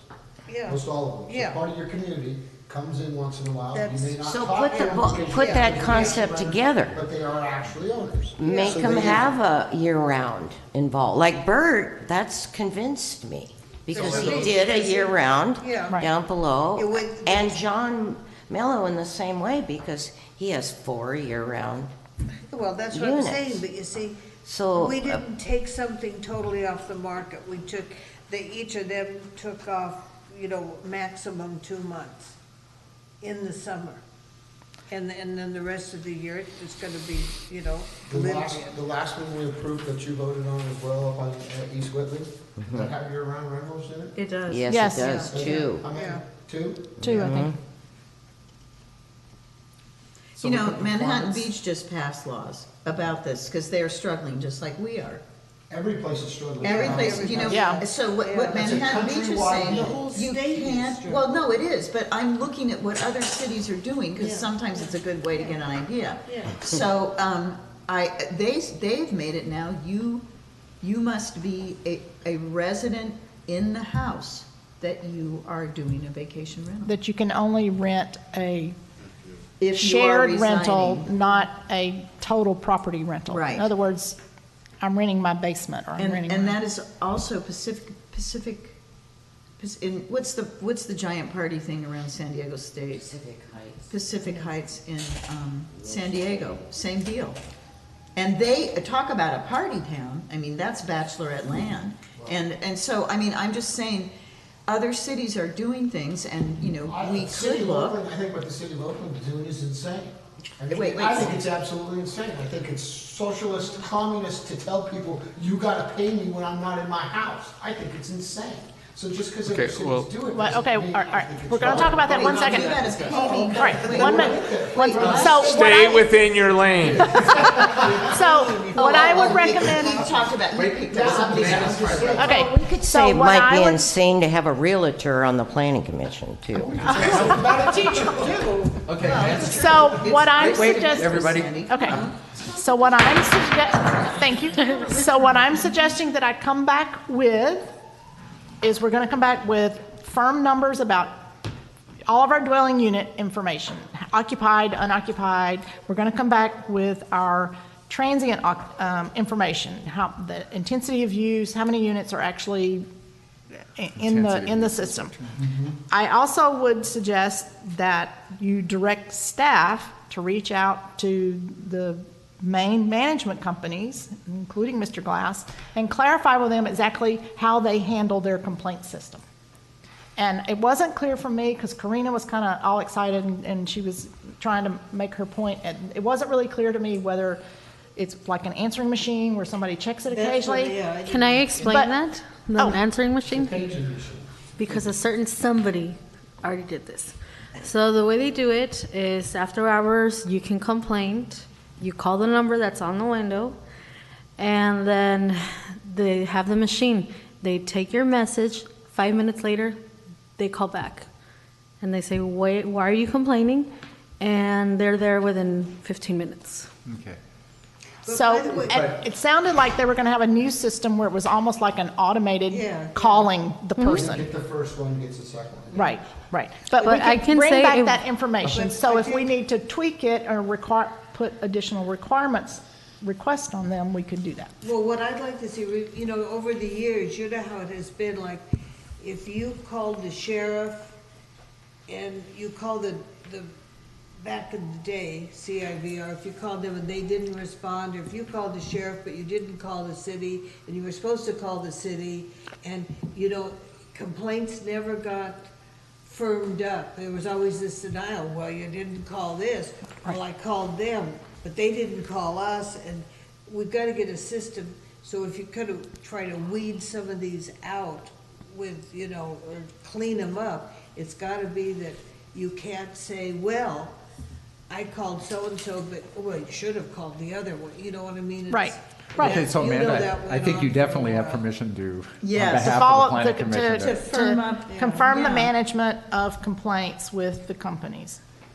Yeah, figure it out, but you know how, because there was a while, the city had a thing of, no matter who you called in the middle of the night, you were supposed to call a certain number at the city and leave a message that we have just made a complaint. Yeah, It let us never know. got you know, and it all got all confused. We 'cause changed our phone everybody- system and it didn't work. I know. So, okay. But so- excuse me, can I say one more thing? Like Yes, ma'am. But with those possible inactive ones, I mean, I read the code section, you know, if you haven't used it for, I know this is what you've been trying to do. If you haven't used it for 36 months, then, you know, it's expired unless they, you know, appeal. And I know you're gonna get those kind of letters out. You could probably weed quite a few of those out. Yeah. Hopefully, I mean, some of them will have moved on to something else. I told you, I had the one, I gave it back. Right, And I don't right. know if it got counted. Well, the other issue that we haven't even touched on tonight is what was on the staff report that you put out last month regarding should it even be a conditional use permit. Most cities do not have conditional use permits tied to their transient rentals. So that's the thing that we Oh, we're haven't just getting explored. started. No. Okay. This is, again. That was phase one of our No, three-part. yeah, Right, no, right, no, okay, no. That's, first part was saturation, so now we I spend think that time. Okay. We're still And gonna, we're done with saturation. I think we're. Right, we're coming back with more no, information. we're not No. done. Not You are anymore. deferring, Did nothing. you are deferring You're not saturation. totally okay with it? No, and nothing happened. No, I would say, actually, I think that if I could, What? I feel a lot more, I feel like I have a lot better handle, even though I know there's a lot I don't know about saturation. Just getting our first set of numbers I mean, these are the first numbers I've seen Yeah. in terms of percentage. And it's amazing that something, a small overall percentage, can have such a major impact on the city. So I think this was great. And I think we can have even better discussion on the next one when we have a little bit better numbers. More information to work But with. it's clearly there's not a consensus on what saturation is a relevant issue in terms of affordable housing. I think there is probably a consensus that it is an issue in terms of disturbing the peace. But Or not it- necessarily, but we'll talk Or about a that sense more at of our next community. time. Yeah, Or that which is, I we- guess, three different things in a sense. If that's what you want to look at each thing as an individual consideration, and say, okay, until you're completely surrounded, then otherwise you get one. Can we just, at some point, maybe just look at the ordinance and read it and say, let's say you're 2 houses away and surrounded? I don't even know, I mean, I actually don't have a position on it, one way or the other. I'm just trying to figure it out. But I just think it's so difficult I to- feel like it's coming for me. It's slowly creeping up the street. We're targeting you, that's why. It's all about you. Well, I think that's for all of us, isn't it? Okay, so part let's. one. It's called death. I think the next easy one would be for you to fill us in on what you found out about vacancy tax and how that typically works in other cities. So what Oakland has done is imposed a vacancy tax on vacant lots, not vacant housing, vacant lots. And so they did that. So any tax that you're going to put has to be approved by the voters. So you need 2/3 vote. Okay, so that's, that's just a practical issue, number one. Expense involved. Well, yes, and Unless you, yeah. okay, whatever. There's an expense You involved. do it. The way you Depends, You do it, okay. depends, yeah. You decide what you're going to define as vacant. Is it in here? You don't really have a lot of vacant lots, so you're going to go to vacant housing. And so the question is, what Oakland has experienced is when they define a lot as vacant, and then they're going to slap a tax on you, what the property owners have been saying is, well, my lot's not vacant. I use it for gardening. I use it for camping. I let homeless people sleep on it. And so therefore it's not vacant because I'm putting it to some use. And so there's all these wars there. And so the difficulty that Oakland has had has been enforcing the what is vacant and what is not vacant. When you move that to housing, which you can legally do, what I would anticipate happening is if you say that there's a requirement of, you have to use your house has to have people in it, let's say, 10% of the year, 20% of the year, or even 50% of the year. One, it'll be, you'll have to have an enforcement mechanism to how do you prove whatever the definition of vacancy is, which means going into the housing or getting some utility use, and then you'll have people that will, what we've seen in Oakland is people skirting the tax by purposely making it occupied or in use for the minimum period to escape the vacancy. So the answer is yes, you can legally do it. It's got to go to the voters, and whatever you decide to do, it's got to be clearly defined, and you have to realize that people are going to probably try and not cheat, but they're going to manipulate the system to show that their property isn't vacant. You're talking about any property, or are you talking about transient rental properties? No, property. Any vacant. dwelling Property. properties? Yeah. No. The concept was we have, as I understood it, is that we have a number of houses that are unoccupied are being underutilized for housing. Right. And if the issue is providing more housing to say, people, if you're not using your housing for a certain amount, we're going to tax pay. you to force you to open your housing up for the housing, to solve the housing shortage in Avalon. So that's, as I understood I think the it's a concept of it. non-starter before we even go. No, okay, I know you're looking at me like I'm gonna go for The city it. council will be voted out of office if they put it in. No, but wait, but the I mean, city we'll council. sit here and beat this thing to death, but You're gonna honestly charge me for not using my home? But that doesn't go to the council. You've got to have a 2/3 vote. What do you think the odds of getting a 2/3 vote? It's not gonna happen, so we're wasting our time. Okay. Well, I mean, Okay, You really see getting the just so we know, the mechanism of it is, again, that it requires 2/3 to pass. There's two ways to get it on the ballot. You have an initiative where the council doesn't have any say. It just goes on the ballot. That was the marijuana one that we had, and also the hospital tax. Or the council drafts an initiative and puts it on the ballot, and then it's vote. So, but you know, it's either a petition or the council. Don't presuppose, because I'm not, okay, because I can't see it. There's so many reasons why houses sit empty. There's so many reasons, so I don't, it's a non, for me. Non-starter here. I don't. well, to discourage a house from sitting empty is a different thing.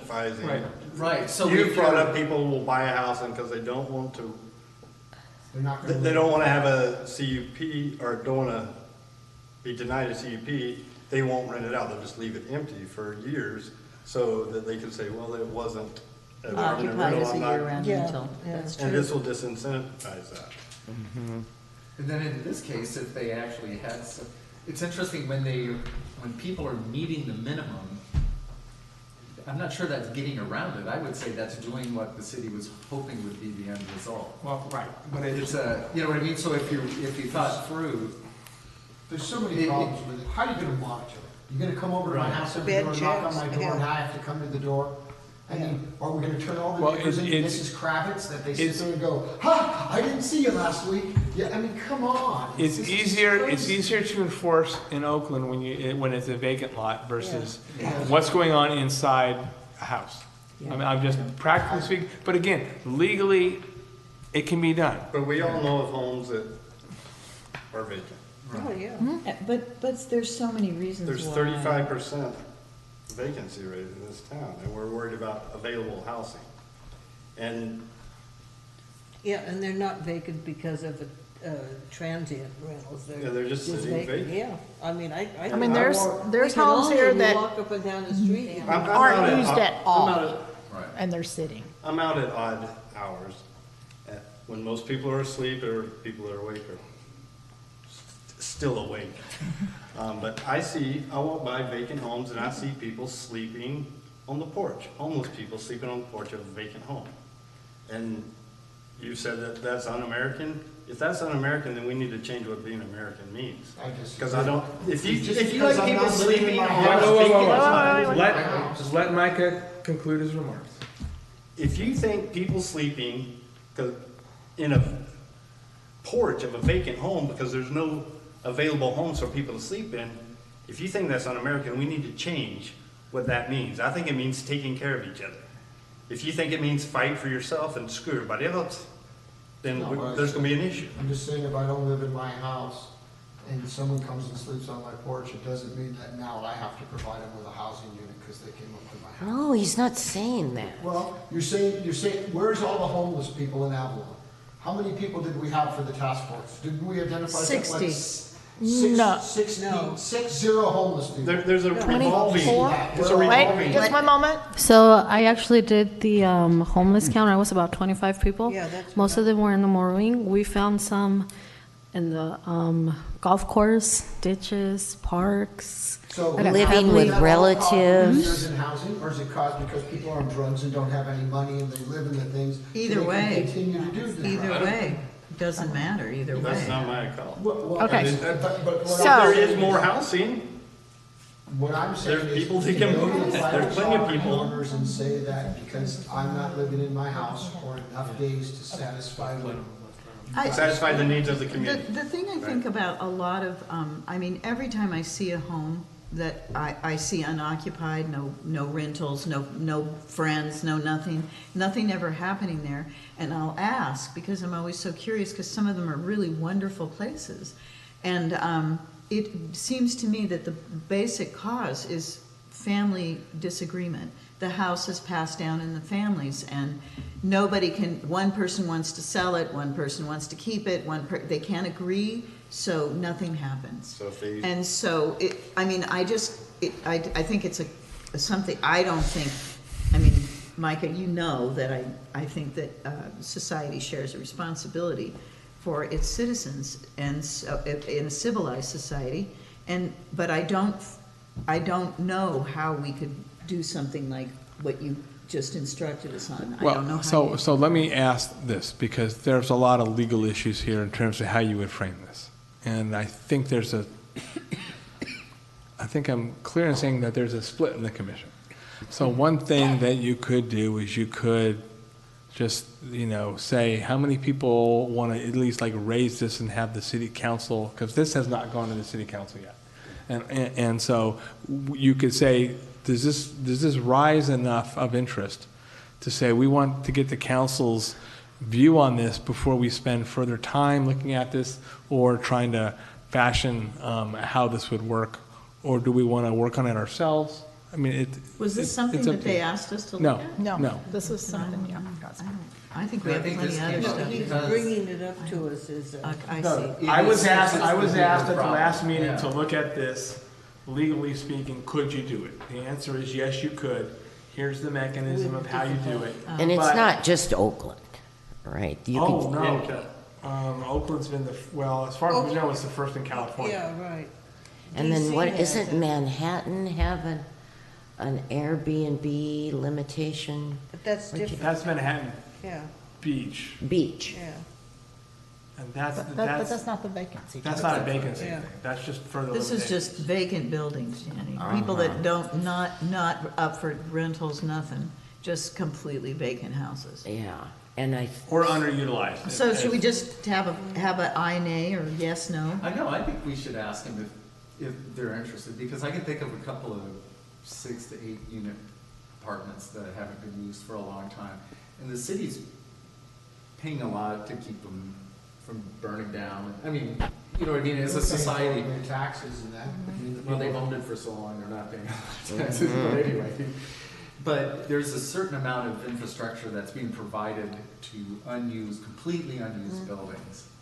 And maybe just bringing it up as an issue is worth it, to bring it up to city council, see if that's something we should do. I will point out that even those vacant properties are more than likely still paying for sewer, salt, and trash.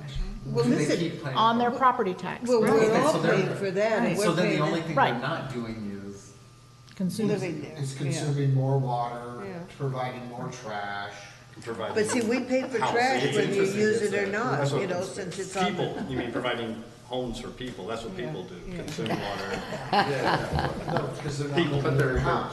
yeah. And I know. Anyway, I would Yeah, so definitely so no, we're run this okay. up the flagpole. So We don't need to go. we don't need to, let's say a show of hands. How many people would like to have Amanda float this trial balloon, this concept? Thank you. Amanda. Well, no, I'll do it. I'll do it in my departmental reports. Or we Oh, can by do the way. it. Or we can do it when Elizabeth is here in May. because she's our housing expert. That's But a good anyway, idea. How many people want to float this trial balloon up to the council? Let's see a show of hands. 1, 2, 3. Okay, it dies. So, but if you individually want to ask a council member to, they can always put this on the agenda. And I think when we get the housing person in, this has got to be a big Right. issue in Elizabeth will be here. California. I mean, it is. Yeah, and I will tell you that I'll be on vacation the next meeting. There's a number of housing items that that need to come to you anyway, and since Elizabeth's expertise is in housing, and she's gonna cover the planning commission as well as the council meeting, we're gonna try and get any planning commission housing items on the next agenda. So we've got 5 weeks to figure that out. Okay, so that's that. And then the last subject, I think, for tonight was the concept for future CUPs. Not calling them CUPs, but rewriting the municipal code and moving them out of the planning. Well, one concept is moving them out of the planning into the license. And what that mechanism would be is then people who would get future the ability to lease your home out for less than, 30 days. 30 days would apply for a license.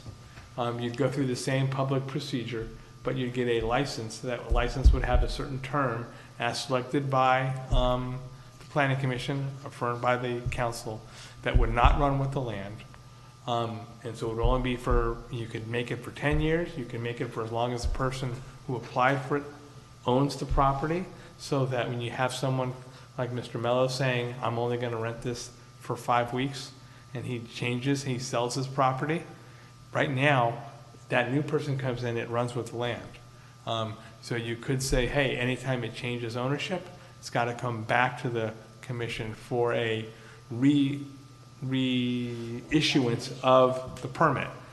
And then you could say that if there are violations of the condition of permit, that there be some hearing, or it wouldn't be the full-blown planning commission, but you could delegate to another department in the city some kind of due process for the termination of that license. If it's a CUP and you're terminating it or revoking it or modifying it, it's got to come to the commission.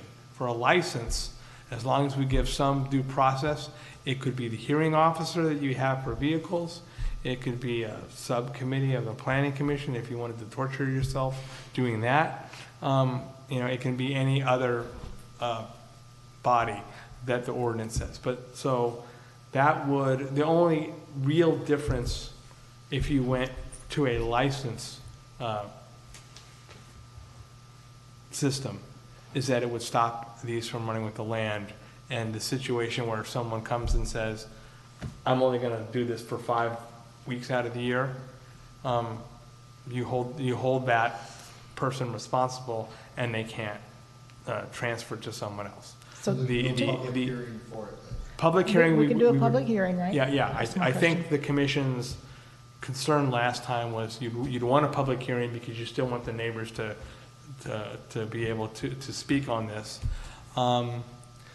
The con to that is, I guess, where the opposite is if you not make it running with the land, then you may get some resistance from people saying, well then my property, it would be an argument that someone make that you're limiting my property rights because when I sell it, it's less valuable than if the CUP runs with land. That's an argument that will be made on this. I'm just trying to bring that to your attention. Now, this would only be moving forward. Move forward because So everybody who's got this- as I read the commission's thoughts last time, if we were to amortize it for past ones, Yeah, that's, it's you can legally do it, but if you get one lawsuit from someone challenging that, all the benefit that you've gained will be eaten up in the legal fees just for that one lawsuit. And there was not direction or an impetus of the commission to pursue that. Now, in our report as to what you decide, we can bring that to the council, and the council can say, you know what, we're willing to take this on.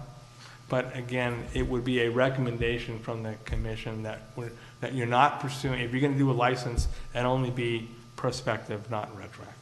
So that's kind of the legal summary of the license concept. It would be a substantial rewrite of the municipal code because we take it out of planning and put it somewhere else. Was this always the case that it went with the land? Always. a CUP. CUP always runs The with land. definition. Always. Land use. So if you buy a piece of property and it has a CUP and you can transfer it to you still have to go to the city and apply for a business license and get one. Yes, you do. Yes, you do. You still need a business Otherwise, the license. CUP doesn't mean anything. Correct. So Correct. you are coming in right now to Yes, purchase a license. yes, but the conditions or the promises made by the original applicant. Go with this new person. If No. they're- if- Go with the land. Not if they're not a condition of approval. For instance, again, I'll use Mr. Mello's example. When he stands before you and represents, and I'm only going to use this 5 weeks out of the year, but there's no condition of approval on that, then when the next person comes, they can use it 52 weeks out of the year. Well, so can he, because we just. So can he. So could he. Absolutely. So, but to me, just a little bit of I'm leaning, after reading what the staff report says, I'm leaning towards taking it out of the planning commission realm and putting it in the administrative realm, because there's an accountability issue that I think is easier for the city to track. It's so out of control now. I mean, you guys have been years worrying, trying to figure out how many really, right? So if you make it an easier, it sounds like it would be a less. You can make your license stipulations be whatever. You can create that, correct? Yeah, the question is whether you want to have a public hearing or not. And who decides the license under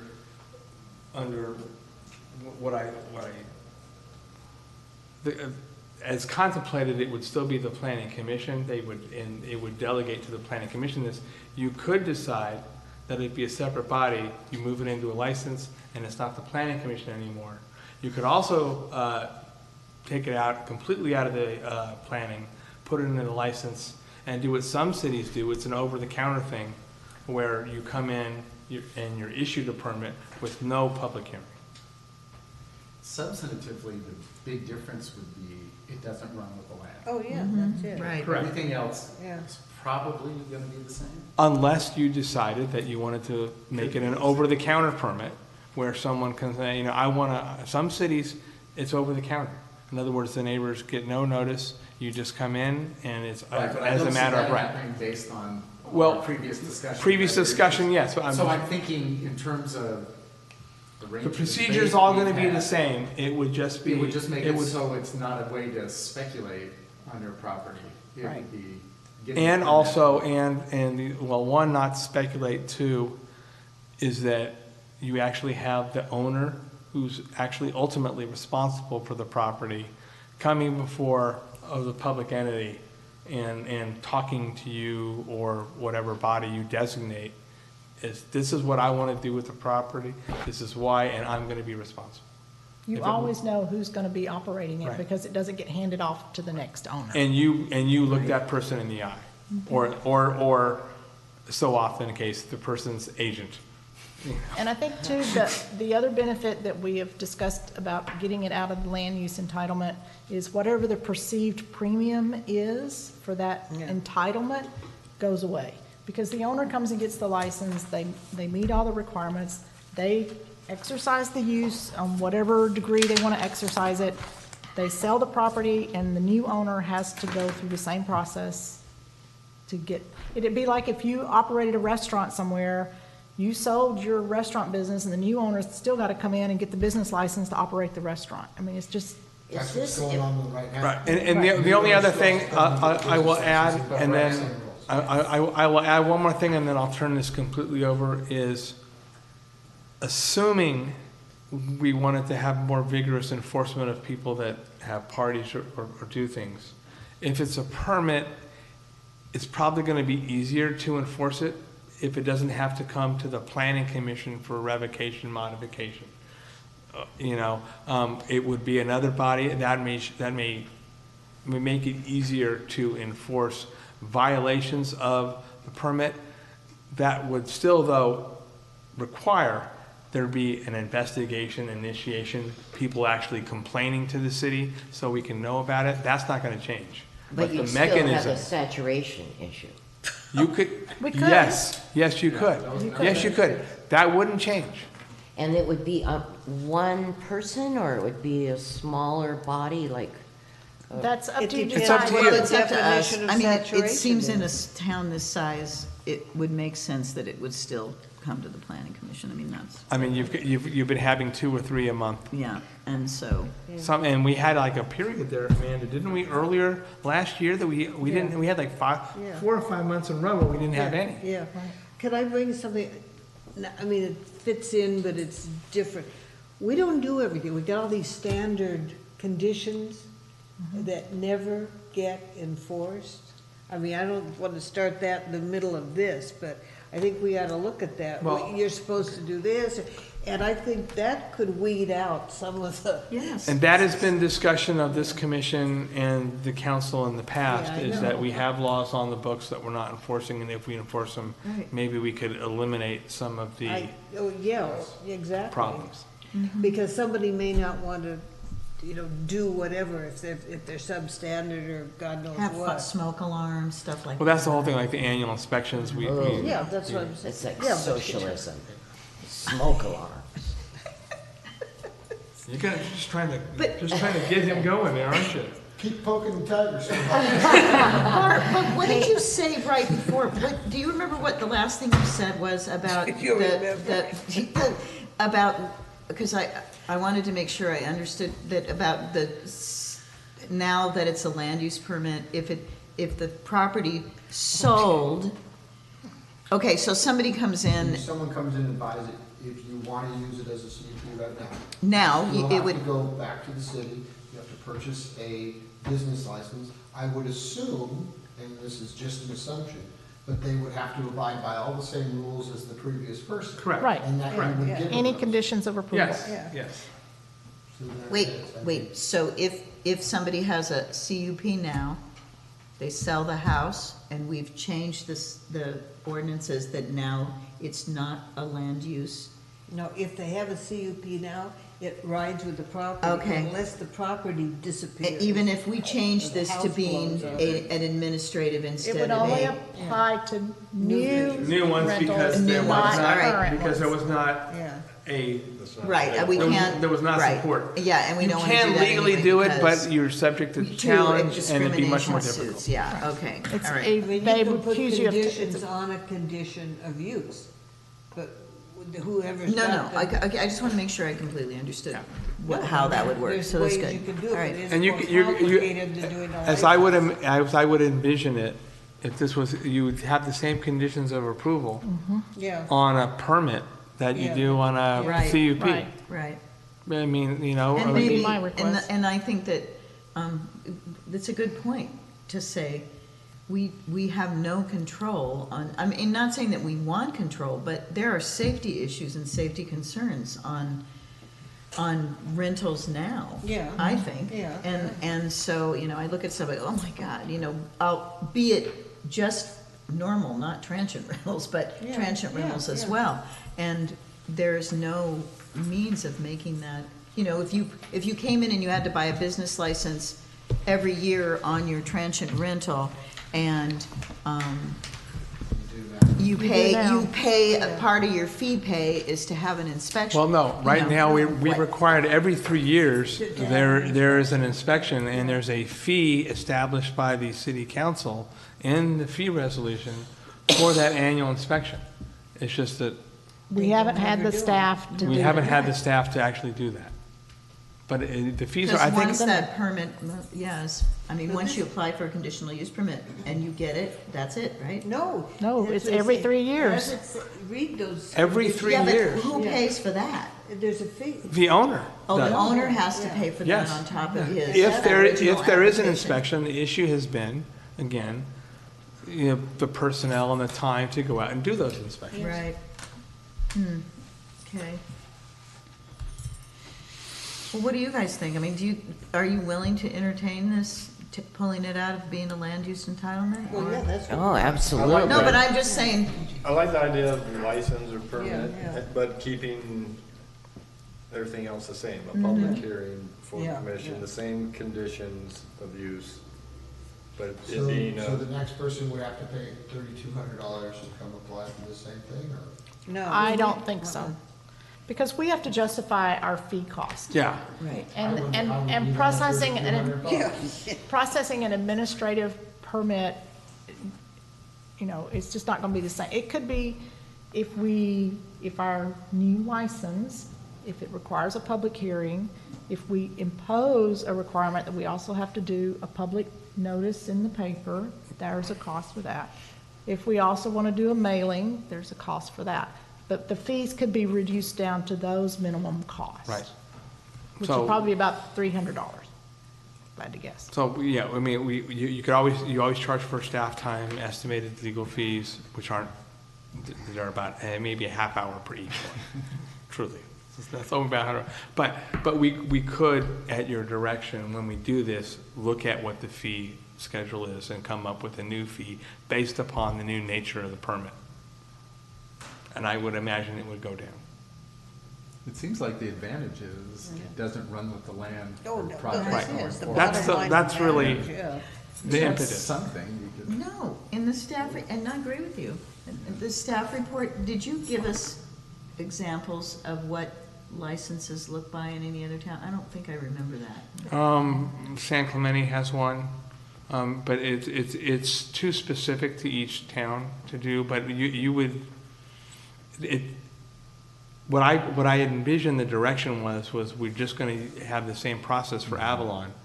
You're just going to basically call it a permit, and you're moving it out, and it's going to be the same thing.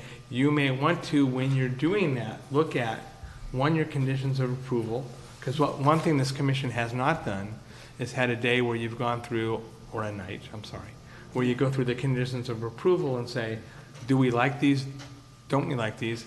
And you haven't gone through the municipal code in terms of the conditions that the municipal code imposes on when you want to grant these. You could do that too. So this would be kind of like a refresh of that. And I will tell you that, each city is very, very different. Most cities either do it over the counter with no public hearing, or a public hearing that results in a land use entitlement that runs with the land. Very few cities have a permit that requires a public hearing. But Avalon's unique because of everything we've been talking about. It seems like that's a good Common transition. as well. Yes. Oh, I would say what you're doing now is The prevalent. hybrid will be less common, and then after we do that for a while, we might feel comfortable about letting it go administrative. Yeah. That could be the Vast majority of cities that have CUPs do it through a public hearing because they want the neighbors to be aware of what's happening. But a number of cities, in order to, The vast majority of those? yes, They have to if it's Yes. a CUP. yes. But some cities, and again, it's a permit. Sometimes it's a permit over the counter that runs with the land. It'd be like our administrative permits. Yeah. Which are land use entitlements, but those type of Right. permits have been delegated to staff. And I just think that in this city, with the issues that we've had, always that eliminating the public, and the commission, you agreed, eliminating the public participation would be problematic. So what would we do next? So we could report this, at least what we've agreed upon with this, to the council and get their okay on that, because this will be some substantial amount of rewriting. I wouldn't want to get ahead of the council. If the council's not interested in this permit concept, there's no reason to take it any further, because ultimately they have to approve the ordinance. Right. So we can bring this up along with the concept of the vacancy. But I do know that this has come up repeatedly at council regarding having the conditional use permit for transient rentals go with the sale of the house. That has been an issue. So- And I think the council will, I think the council would like to, and maybe we can, I don't know if you want to take a formal vote on this or get a sense of the commission. If the commission says we are really in favor of this by anticipating the vote is 6-1 vote. Right, but no, but I'm just saying, if you went to the council, then I'm certain that they're going to trust you and say, go forward. So You're talking about with the license, the license. including the public. Because we're not hearing. going, actually, we're not going with the vacancy because we didn't get 4 votes to do that. But we can go with the license. Is that, we want to see a show of hands? Is there a consensus? Well, can we come back to some of these? To ask city council. This is to ask the city council if they want to proceed on the concept of begin the consideration of amending the code to make it a license. Because we're gonna have to do that over a series of meetings to make. And I think it's also an opportunity to look at your conditions of approval and look at how you want to structure this. We'll see conditions of approval that can include saturation. Yes. Right, absolutely, yes, yes. That's the point. Okay. So do we have can we just see a show of hands to bring this up to the council for council direction on proceeding with the, changing it from an entitlement to a permit? That's been the discussion. Show of hands? Show of hands? Show of hands? Okay. See, I was right. Okay. So we're going to come back with numbers. Maybe we'll obey saturation until we're reviewing our conditions of approval, and we're going to go to council and ask them about a license. No, I know. That's where we're going. Okay. Yeah. All right. But Oh, they're saying any they don't want final it. announcements that They don't want it. I mean, people are saying we don't want it. I have one. Tomorrow is Spring Fest, so don't make dinner tomorrow. Go eat downtown. Time to start. Happening? Hey, and we got 5 to 9. 10 minutes to go to go to No, the no, I really. Blue water? the Blue Water because they say they're open until 9. Good night, Tony. Good night, Tony.